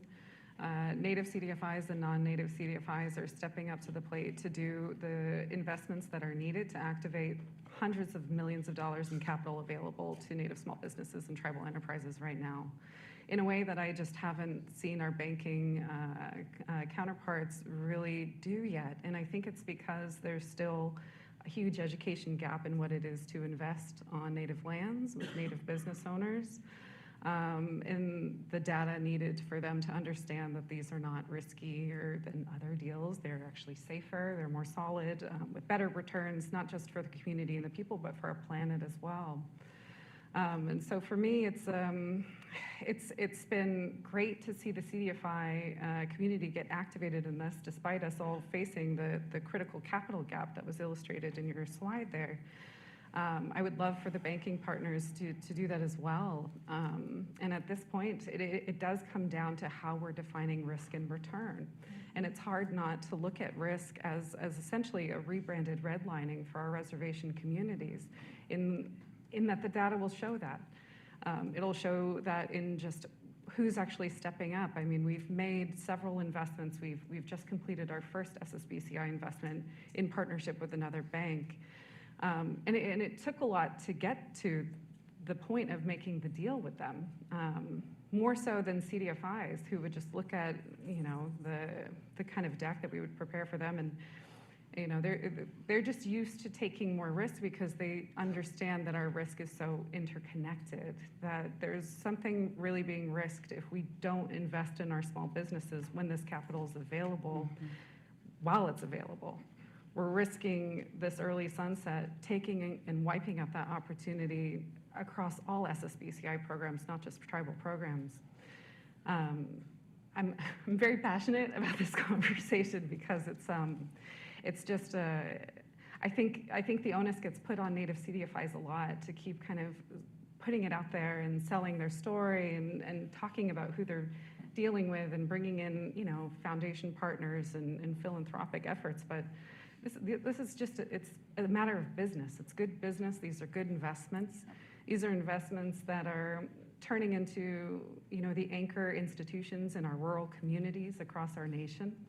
And I'm looking forward to gathering more data on that point exactly, because how is it going? It's going well, but it could be going better. Okay. Thank you, Casey. And Crystal, any additional thoughts? I think I would reiterate, both of those thoughts. It's been challenging, I would say, in some measures. A little bit of history. OESTA, about 2.5 years ago, we helped create an organization called Justice Climate Fund, JCF for short, and it is 6 CDFIs that represent all of the Black and brown lenders in the United States. Collectively, with OESTA representing Native nations, we were awarded $900 million of Clean Community Investment Accelerator funding, basically to kickstart the green energy landscape within Native nations. And as we know, that was terminated. And a couple of weeks ago, Owista solely ourselves, we were awarded a $156 million Solar for All grant, specifically geared towards all Native nations, and that was just terminated. So we pivot very quickly, which is nice, but we're very, very tenacious. So I really like Casey's points, you know, in that we put the onerous sometimes on smaller organizations to do more, do more, do more. We actually do have the data. We're not in a data crevice anymore by any means, and we're just building upon that with wonderful resources such as CICD. I really think our next frontier, how do we really get banks to engage? As we see just within the rest of the CDFI universe, and we have so much potential, honestly, within corporate funding and funders that we haven't touched in Native nations. Owista, we have a couple of new relationships, and they're really exciting. One is with eBay, and the other is with Kaiser Permanente. Who would have thought Kaiser Permanente? But they're really looking at health and the overall economics of health in rural communities. What do you need to get to a detriment of health? Well, we know education. We know economic opportunity. There's so many detriments in that or data points, sorry, not detriments, that can help us get to this point of healthy living communities. So I think we still have to do quite a bit of education. We have to reach out for these partnerships in perpetuity, it feels like sometimes, but it's worth it. And the more education we do, I think the more we find partners to walk hand in hand with us that are respective of our culture, but really do see the opportunity in building stronger communities just holistically. And one thing I want to note, and we had somebody from Harvard here today, and I just love all of your research. But back in COVID, they're able to show that Native nations, we contribute about $3 billion to the national economy. Right? Outside, we employ over 1 million people that are non-Native. So in looking at, it's very important that we respect our own sovereignty, but it's also very important that we're respected as nations and be able to contribute to the overall national economy, because we do, and that's not necessarily stated at all times. So I went so off your question, Mishu, I'm sorry. I do that quite a bit. I'll get excited about something, but it's going well. It's challenging, but we're up for the challenge, I think. Thank you, Crystal. I know, do we have any questions online, Andy? Yeah, we have one question. Do you invest in or lend for housing or other projects that are on or tied to trust lands? Yes, 100%. Yeah, there was just a presentation that was made about SSBCI being used for housing development, which is kind of a new pivot within the program. So the latest guidance is that SSBCI funds are eligible to be plugged into construction enterprises for tribes, which is really exciting, and I'm really excited to talk to more tribes about it. Good. That's the only question? Okay. All right. Well, we still have a minute or so left, but I want to take the time to thank you for your participation, for your comment. And I know we talked about the current environment, and I like how you all strive to stay positive, to continue to highlight the important work that Native CDFIs are doing. And then we know that at the center, we will continue to be a resource. And then again, we thank you for your comment. Everyone, would you like to join me in thanking the panel? Thank you.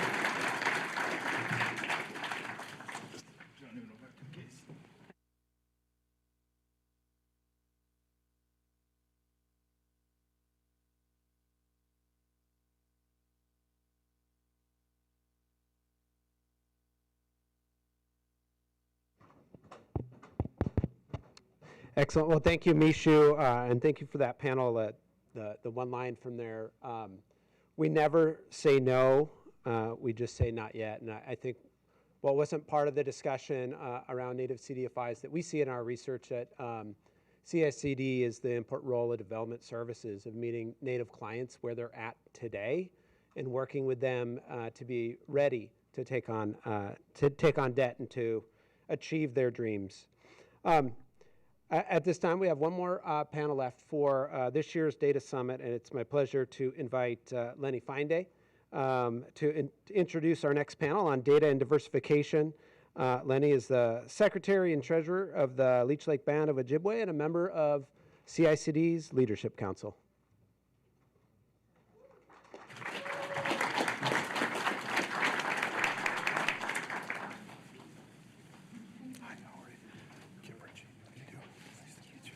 Test. Hey, nice to meet you. Can you hear me? Okay. All right, good. Well, hey, we made it to the last panel of the day. We're still here. It's awesome. Casey, I don't know if Heather told you, but she said we could go until about 5:30. No. Yeah, 5 kids. I like that. Easter. Guys, it's been a great couple of days here. It's been phenomenal, a lot of good information. It's so good to see so many folks from Indian country out here. At the last panel of the day, and before we kind of get going here, I just want to take just a minute and acknowledge a giant in Indian country that we recently lost. Our good friend Ernie Stevens, who was the longtime chairman of the Indian Gaming Association, and was just a powerful advocate for tribal sovereignty, for tribal governance, and for economic development in Indian country. And I know that he would be very supportive of the work that we're discussing today.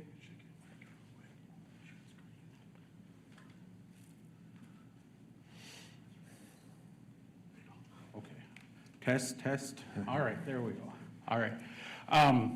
So I just wanted to take a moment to acknowledge Ernie and his lifetime commitment to Indian country and the work that he did. And I think what we'll be discussing here on this panel with diversification is something that he's very interested in.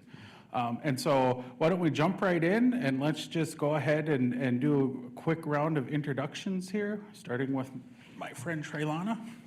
Hi, I'm Traylana Scott. I work for Cherokee Nation businesses and the Cherokee Nation government. Got a kind of a dual role there.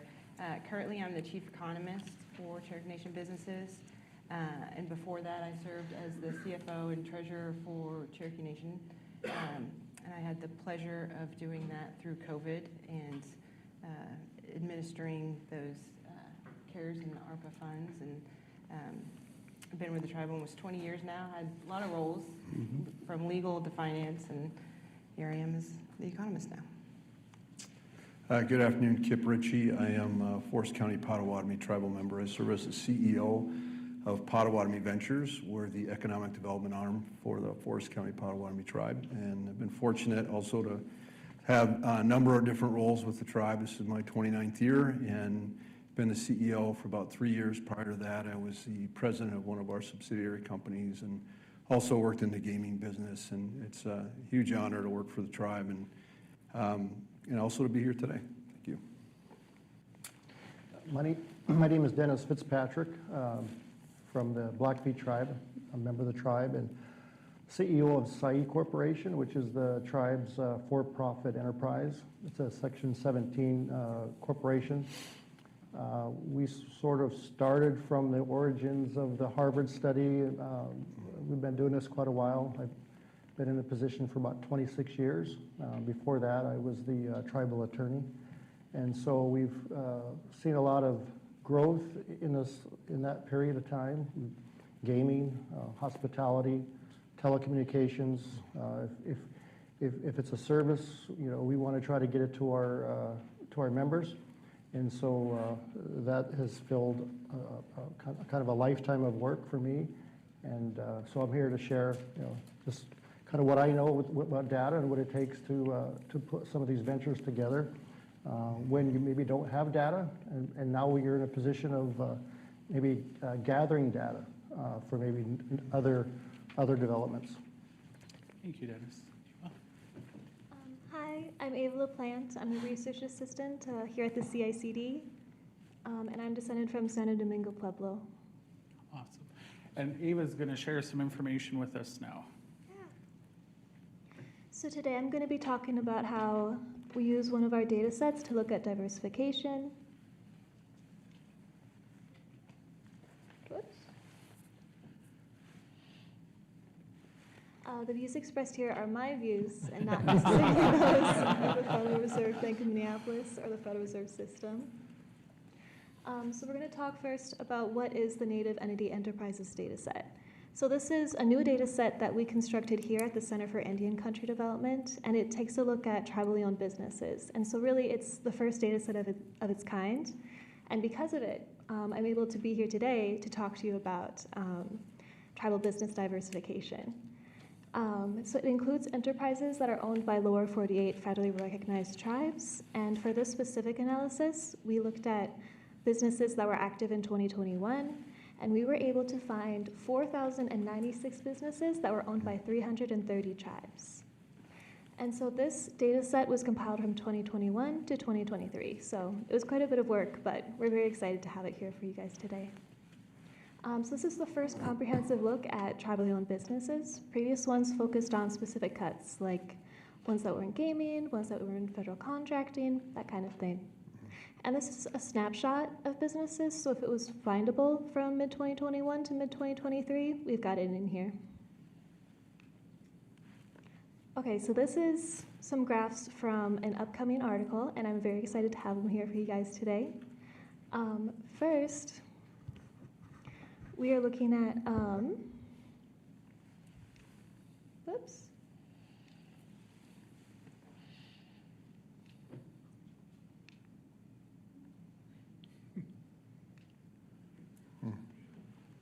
Angered it. Been there. Oh, no.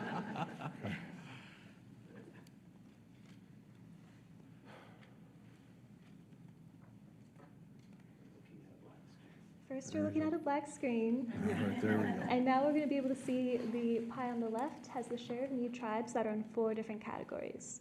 So tribes with both federal contracting and gaming, those with gaming and no federal contracting, tribes with federal contracting and no gaming, and then tribes with neither federal contracting nor gaming. And so that dark green pie on there, that's tribes with both federal contracting and gaming. And then the right pie has the share of businesses in the need. So these are businesses that we have in this need data set that were active in 2021 that are owned by these 4 different categories of tribes. And so something interesting that we found was that, well, less than half of tribes in the need have both federal contracting and gaming businesses. They own about 75% of businesses that we have in the need.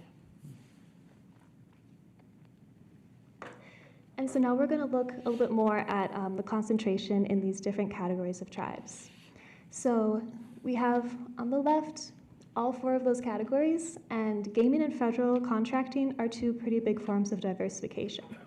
And so in order to look at different kinds of diversification, we leave those out of this analysis. So we're looking at different sectors and industries. So for sectors, that's pretty broad. Think of like a retail services as a sector. And then industries, that narrows in. So it gets pretty specific, like gas station with a convenience store is one, gas station without a convenience store is another. And so when we get closer to 0, that means that the businesses are less concentrated in a tribe. So like across sectors or industries, if a tribe was at 0, that would mean that their sales were equally shared amongst these different sectors and industries. And then conversely, if it's closer to 1, that means that 1 would mean that all of the sales are just in one sector or industry. And we see that tribes with both federal contracting and gaming tend to be the least concentrated. And so this is looking even outside of gaming and federal contracting. They own a lot of different businesses in a lot of different sectors and industries and are able to get sales from a lot of them. And then we can see that tribes with neither federal contracting nor gaming tends to be the most concentrated. Thank you very much. And please email me. I don't think there's questions for this one, but I'm happy to take any questions later. Thank you, Ava. We appreciate it. Good information.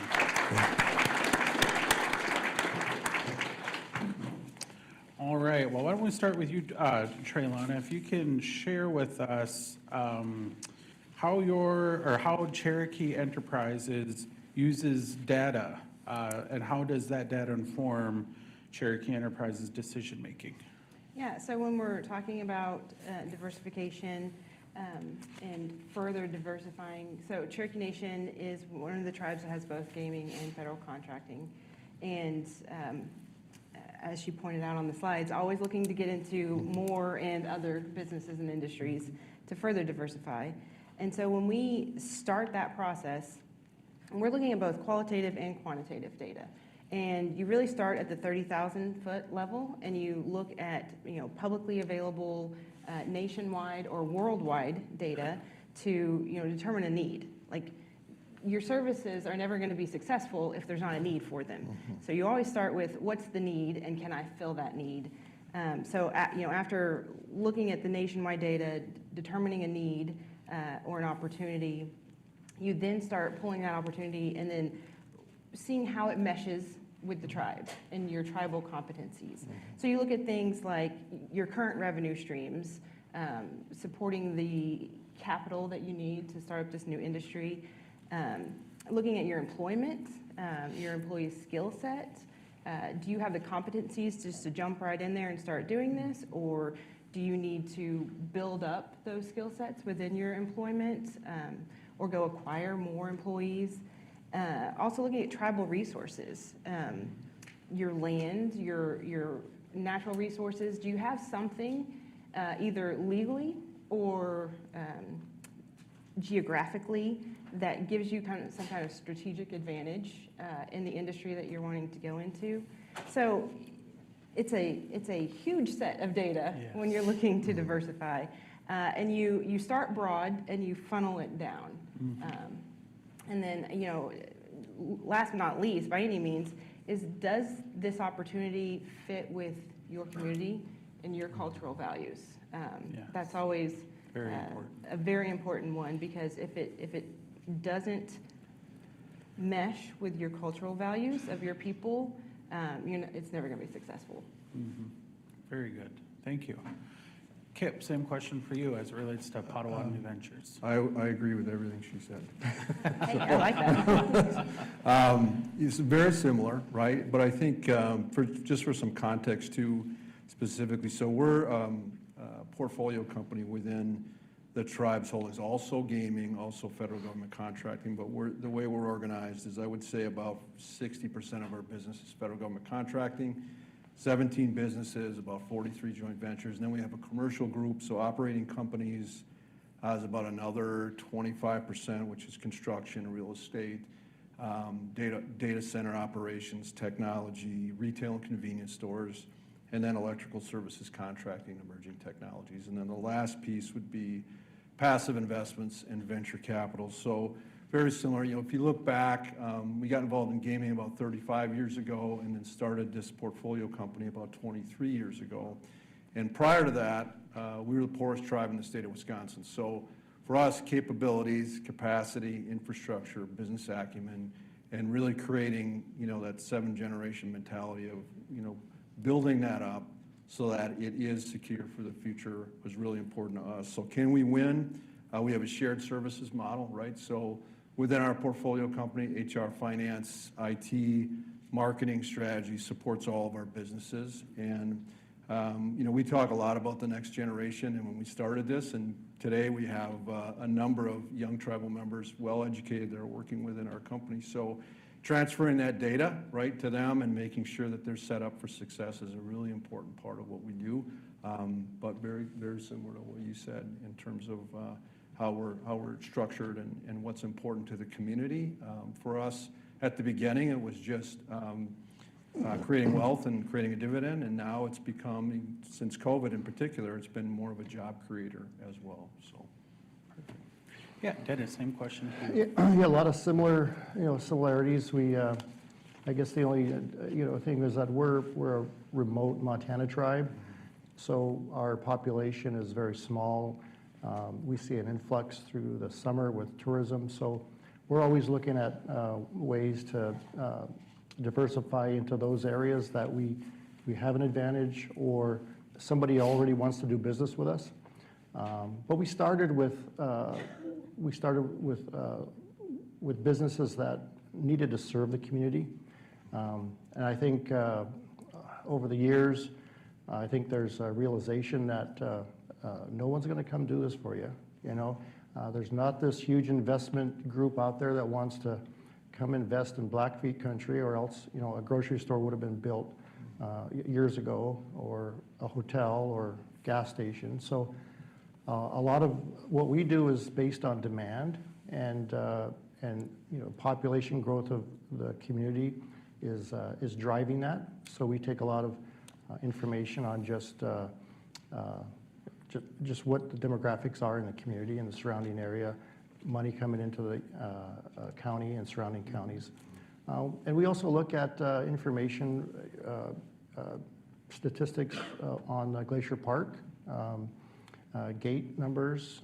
We try to get any sort of numbers that are coming out of Canada, crossings and stays and overnight stays and that kind of thing, to try to take the business that we already have and maybe do the same thing in a different area.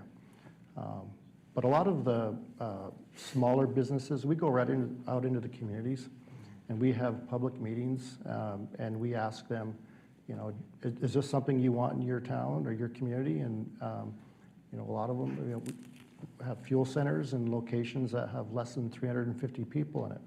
You know, so you're asking questions about, well, do you have a credit card? Do you pay with cash? Do you have you know, things like that, so that you try to understand what is it that they need, and so you're collecting that across the table from some people in certain instances, and yeah. No, very good. Thank you for that. So one thing that I'd like to circle back to for each of you is, in each of your responses, you did have a component about sort of community buy-in, obtaining that community buy-in. And so I'd be interested to hear in each of your individual experiences just how that has played out as you've looked at diversification.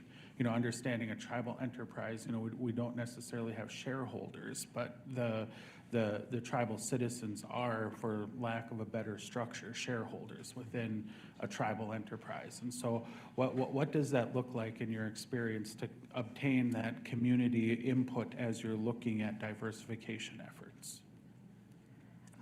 I'll let you go first this time. I went first last time. Well, thank you. You know, it's interesting. When we first started this, I think there was a lot of different illusions about what this could be, and you know, obviously we had a successful gaming operation, so there's a lot of comparison to that, right? Mm-hmm. And I think now that we're in it, almost a quarter of a century, it's really having an understanding of what it is and what it isn't, right? And so that was really important. But we do a lot of outreach into the community, so we do a lot of informational meetings, we attend general council meetings, we do career exploration events, we do trade shows to really get their feedback on what's important, right? And it's a challenge. And we also have, you know, our board of directors and our tribal council that we're also spending a lot of time with to help advocate, to help go out into the community and really gather that feedback. So that's really important. And then constantly showing, we did a study a couple years ago with a company called Tribal Financial Advisors, which looked at, you know, a smaller subset, but looked at other tribal corporations and the types of how they're structured, how they're designed, and how they're finding success, how they're winning and leveraging, you know, their sovereignty in business. And that was really helpful because people didn't know. They weren't aware of that because there was not a lot of information yet on that, but now it's starting to become more available. So reaching out in the community, being present and engaging helps us to understand what to pursue.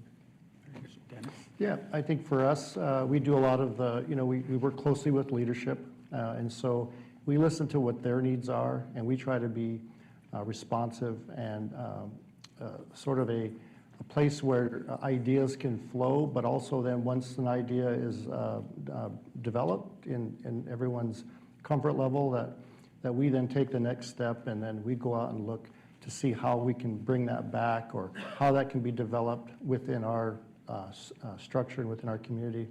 And then usually the leaders are hearing from the community, so it's something that they've already been told that this is what we want in our community. So it's something that doesn't have to be circled around a whole lot. It's something that we've went without for so many years, and now is it possible you can bring this here? And basically, does it make sense? Does it make can it sustain itself? Is it something that is profitable, that can happen? And that's something that I've always talked about with our organization, is that the success isn't just getting the door open or cutting the ribbon. It's like, can that business stay here for 20 years or 30 years, or can it evolve into something else? So it's like that's where I think we really have to measure our and this is a good this is a good set here of information that hopefully we're a part of this in 20 years and being able to show that there was success and good decision making happened and good pre-development happened. Very good. Anything to add on that, Shailana? Not really. We do the same thing. Cherokee Nation's a very large tribe, and we have a lot of citizens who live within our reservation, but also a large number that live outside. So, we have community meetings, CCO meetings, CCO organizations, and what I would say is, we go through tribal council, and the people are very quick to tell tribal counselors what they want and what they don't want. And then they can relay that on to us. And so that's kind of the model that we use, being in the community ourselves and through our leadership. Okay. Well, thank you very much. Dennis, for our next question, we'll start with you. How does Sailor Corporation manage internal data infrastructure and protect sensitive data? Okay. So, we've grown in this area. We haven't always started out as a particular high-tech business when it comes to IT, but we're evolving, and one of our companies that we purchased recently is the local telephone exchange, and so and we've been growing sort of with our capacity in the last 5 or 6 years because of that, and because of the need to protect customer data. So we use in our organization we'll use SharePoint. We'll set permissions for certain staff, and so we protect financial data, but also data that a customer might provide us in order to qualify for one of our programs. And so there's there's a Lifeline program that we administer, and we try to get as many people on that program to reduce cost of their phone service. And they have to provide us with certain private information, and so we take that real serious. Our employees take training for that each year. That's mandated. And we're working with an outside company. Money is always an issue when it comes to security. There's not enough of it to provide the level of security you want. But we've partnered with a real good company, a native company, and they're teaching our folks a lot about how to advance this security that happens each day, the threats that we face. So, yeah, interesting. Yep. Shailana. Yeah, so we always look at it, it's a balance for us between transparency and protecting proprietary information. We firmly believe that our citizens deserve to know where the money is coming from and where the money is going to. But in the same breath, you can't publish everything. So we're really strong on holding our financials confidential until they've been audited, and then releasing them to the public. There's a couple of departments that everyone should invest in, and that is your legal department and your IT department, because that's where the holding the data confidential really comes from. Like Cherokee Nation has a FOIA law. We have our own FOIA law, which is great. Again, transparency. If a citizen wants to know something, they should be able to get it. But in that FOIA law, we have some exceptions for competitive advantage, stuff that we don't want our competitors to pick up on, especially in the federal contracting world, because it is a dog-eat-dog world out there. I think the question you asked is what data is important, and again, investing in that software. We have a wonderful HR system that we've really invested in, and one of the things that we require our employees to do, and we have 14,000 of them, is every 6 months update your skill set, which 6 months might be a little much. I've been talking to HR about that. That's pretty often. Maybe once a year. But having that data and obviously keeping it secure in our IT systems and everything, but that feeds directly back into when we're looking for new opportunities. We know the competencies of our employees. So, that's some of the data that we really seek out. And then also on the back end, we also hold that real close to our chest, because we also don't want our competitors to know what all the great employees we have, and we don't want them poached. Yeah. So I would just add to that. So very similar. We've grown quite a bit over the last 10 years, and we're about 800 employees, about a $450 million operation. And I would say it was about 5 years ago that we had a cybersecurity incident. And that was a wake-up call, because it happened at the portfolio company level. It didn't flow through to the tribe or the gaming operations, thankfully. And it was contained, but it was a huge wake-up call for us. And at that point, we thought we had a fairly robust IT department, but we really didn't. And I think we took the steps after that to really build up a team. So today, we have a CIO, we have a pretty large department, we have a dedicated, security team that's making sure that training is available for all of our employees. We really take all the steps with firewalls and multi-factor authentication and 24/7 monitoring and pen testing, all that stuff to really protect us and to protect our data. And again, I think it was a wake-up call for the tribe too, to say, we need to collaborate on this, because we hear about these things all the time. Right? Yep. I mean, that was a huge issue in Las Vegas not too long ago.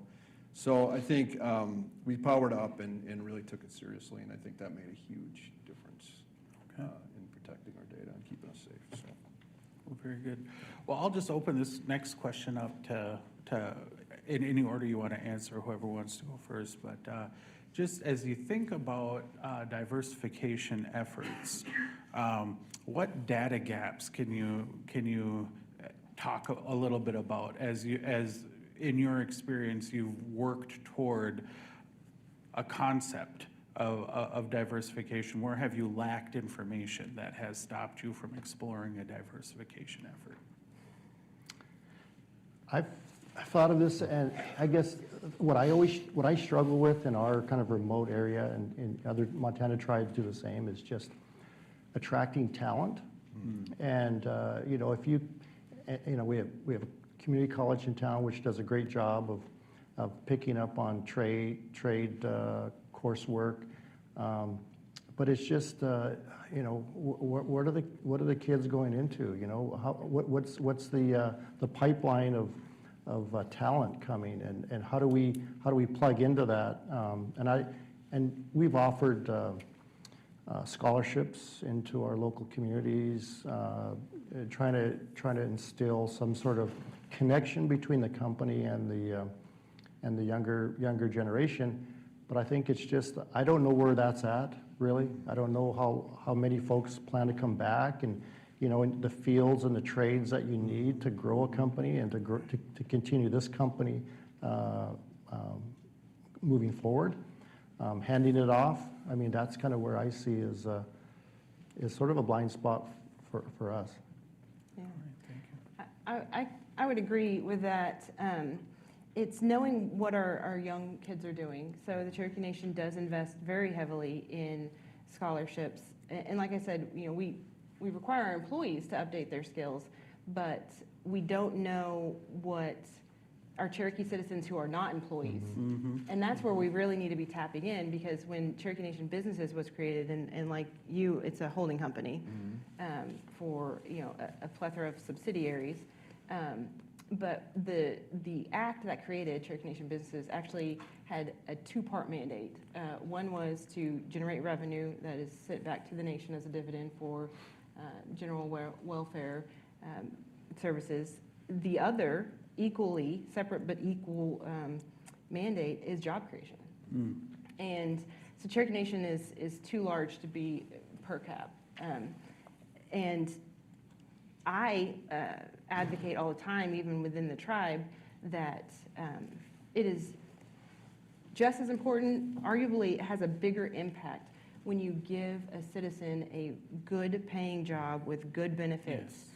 The dividend on that, per se, is exponential, because that lifts that family, out of poverty or up in their whatever socioeconomic class they're in.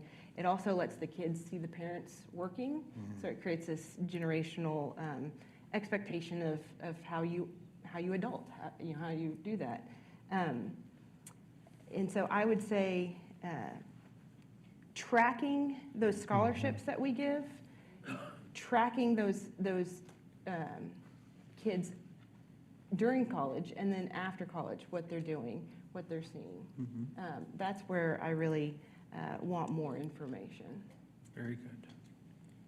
I would agree with what both you said. I think we've really tried to build up our internship program to find those students and bring them into the organization. And we're seeing now this funnel of employees that's starting to happen, which is really cool to see. And then also those who may not be going on to university but are working in the trades, we're also finding opportunities for them. And I think that's equally as important, right? Because not everybody's pursuing an education, and so in that form. But we need to be able to show them that this is possible. And the same thing, if we want to bring parents in and show the kids that how this works, and make it accessible, right? Make it so that they can be set up for long-term success. We're starting to do management training programs and really invest in our people, and it's really starting to make a difference for us. Very good. The making it accessible is key. Cherokee Nation has a very robust healthcare system. We've got 10 clinics and multiple hospitals, and we do a large volume of healthcare in Northeast Oklahoma. And like everywhere in rural America, hard to attract doctors, hard to attract nurses. That's a field that's just difficult. It's a high demand field. So, knowing that we had a lack there through our data, we opened a medical school on the reservation. It's the first medical school on the reservation in America. We partnered with Oklahoma State University, and we built a medical school literally on the same parking lot as our hospital. Wow. So they go to school there, and then they go across the parking lot, and they do their residency at our hospitals, and then, hopefully go work in our clinics and serve our people. Awesome. That's amazing. Well, very good. So we were just talking about where you lacked data in making a decision. Again, going back to this idea of diversifying your enterprise operation, can you think about a time when a data set was helpful and what that data set was? The most helpful to us, and one of my main responsibilities as chief economist, we do an economic impact study every 2 years. And it's a very in-depth one. We also participate in the All Tribes Oklahoma economic impact study. And that information, just like what we're doing here, is so valuable when going and talking to state and local elected leaders, because they don't people who are not in Indian country do not realize how important Indian country is to the nation's economy. Cherokee Nation alone has a $3.4 billion impact in Oklahoma. So, and we're the largest employer, 14,000 employees. So they don't realize that. When they aren't tribal, it's like they just don't even really think about it.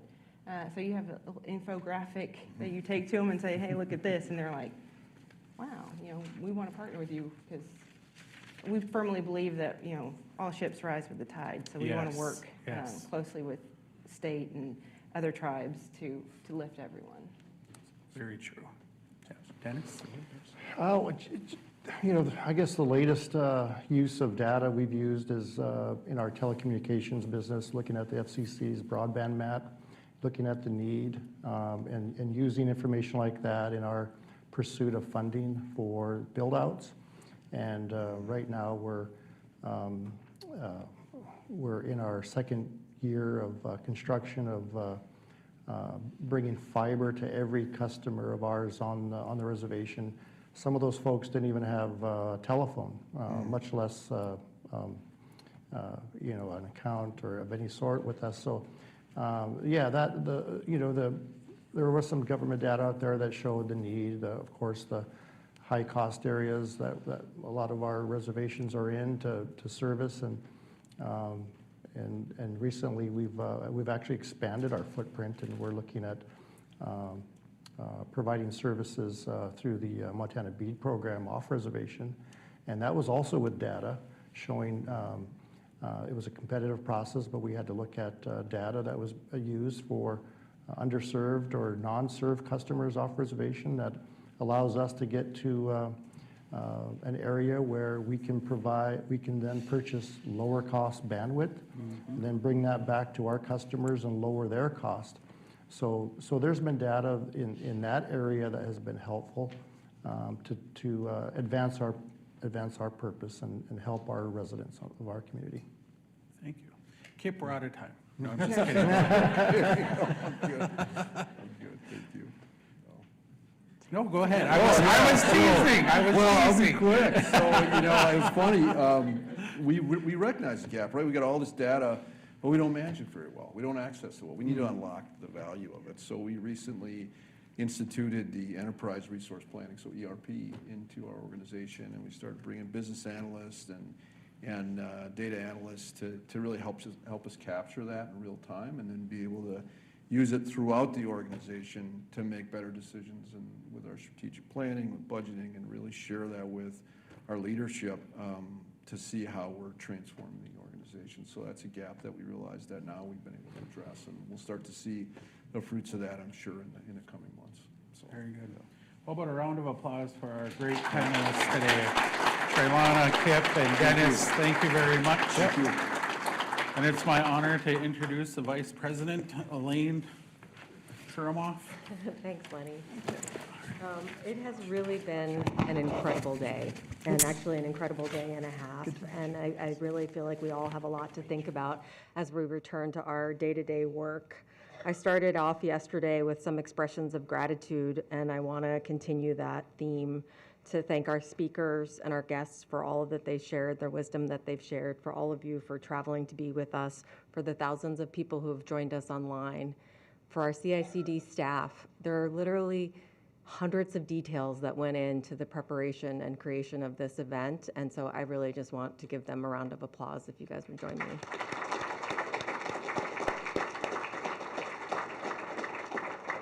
But it's not just the CICD staff, it's the facilities folks, law enforcement, our IT folks, Kent. I don't know how much Kent was sweating yesterday over the microphones. Our caterers for providing us delicious meals to enjoy throughout the event. So again, thank you all for all of that. Every year, okay, we can do another round of applause. Every year as we close our data summit, I try to imagine this work. What are we going to talk about next year when we gather? Or what are we going to talk about in the next 5 years or the next 10 years? And I think that it's hard to chart out exactly what the future will bring, but I think we heard a lot of important themes that I think we can bring forward in our work. One of my takeaways from today's conversations is that we're increasingly building our capacity to observe how economic conditions are changing in Indian country over time. New data sources are making it easier to monitor progress on key economic indicators. Some examples of this are things that we heard about today with CICD's new Native Economic Trends tool and the updated Harvard data book. I was jumping up and down, not literally, but in my mind, when I was listening to these presentations about all the opportunity that we have with these new tools. Resources like this make it increasingly possible to visualize economic trends, not just for Indian country as a whole, but for individual Native geographies, and to really assess how those conditions are changing over time. I'm also inspired by the ways that our growing capacity to learn from one another. I think Trailana just said a minute ago, it's like a rising tide lifting all boats. Gives us the opportunity that we can see in initiatives like the Survey of Native Nations. We're collaborating to improve public finance data for all of Indian country. We also see it in the ways that tribes and Native organizations are sharing resources with one another. Examples include tribal officials sharing their experiences with conducting a tribal census so that others can learn from those experiences, and organizations sharing resources for applying data sovereignty principles. Rather than reinventing the wheel, we see partners across Indian country actively sharing information and learning from one another. We also heard examples of the ways regional Native organizations are showing leadership in this space, providing their members and beyond with tools and resources to build their data capacity. One example of this is the affiliated tribes of Northwest Indians and the United South and Eastern Tribes stepping up to help make the Survey of Native Nations pilot available to their member tribes. Efforts like this recognize that there is a wide variation across tribal governments and organizations in data infrastructure and help make data opportunities more widely available to all. We also heard examples of how insights from the research and data are being put into action. And I think this really gets into the heart of what we do here at the Center for Indian Country Development. It's part of our mission statement, actually, that we engage in actionable data and research that inform public policy discussions. And we heard over the last day and a half all about action, all about data and research in action, including how tribes are leveraging data to diversify their business portfolios, and how partners are working with our research on Native community development financial institutions to explore opportunities to expand access to capital. Earlier, yesterday, we heard Casey talk about the reasons why he's confident that partners across Indian country will answer the economic questions of the future in the best possible ways. I asked that same question on my panel, is who should we go to for how we even create the survey questions? Who should we go to when we're asking questions? And the resounding response was we should go to Indian country. We should go to community and start there. And as I listen to our speakers today and our panelists today, I share the optimism. I share the energy that we all have in this room. In the months and years to come, I'm hopeful that you continue to work with CICD and see us as a resource, and to really let us know what research and data tools would be most valuable to your work. A lot of the work that we do is actually generated from conversations that we have with all of you. We don't make this stuff up. It's really coming from somewhere else. Recordings of our conversations in the last 2 days will also be available on our website as a resource if anyone wants to go back and look at it. Encourage you all to reach out to our staff at any time if you have any questions. If you're ever interested in learning more about our work, I do have one more favor to ask of all of you. If you're in the room and you have your folder, there's a survey there. If you're online and you have an electronic device, please take our survey. We would really love your feedback.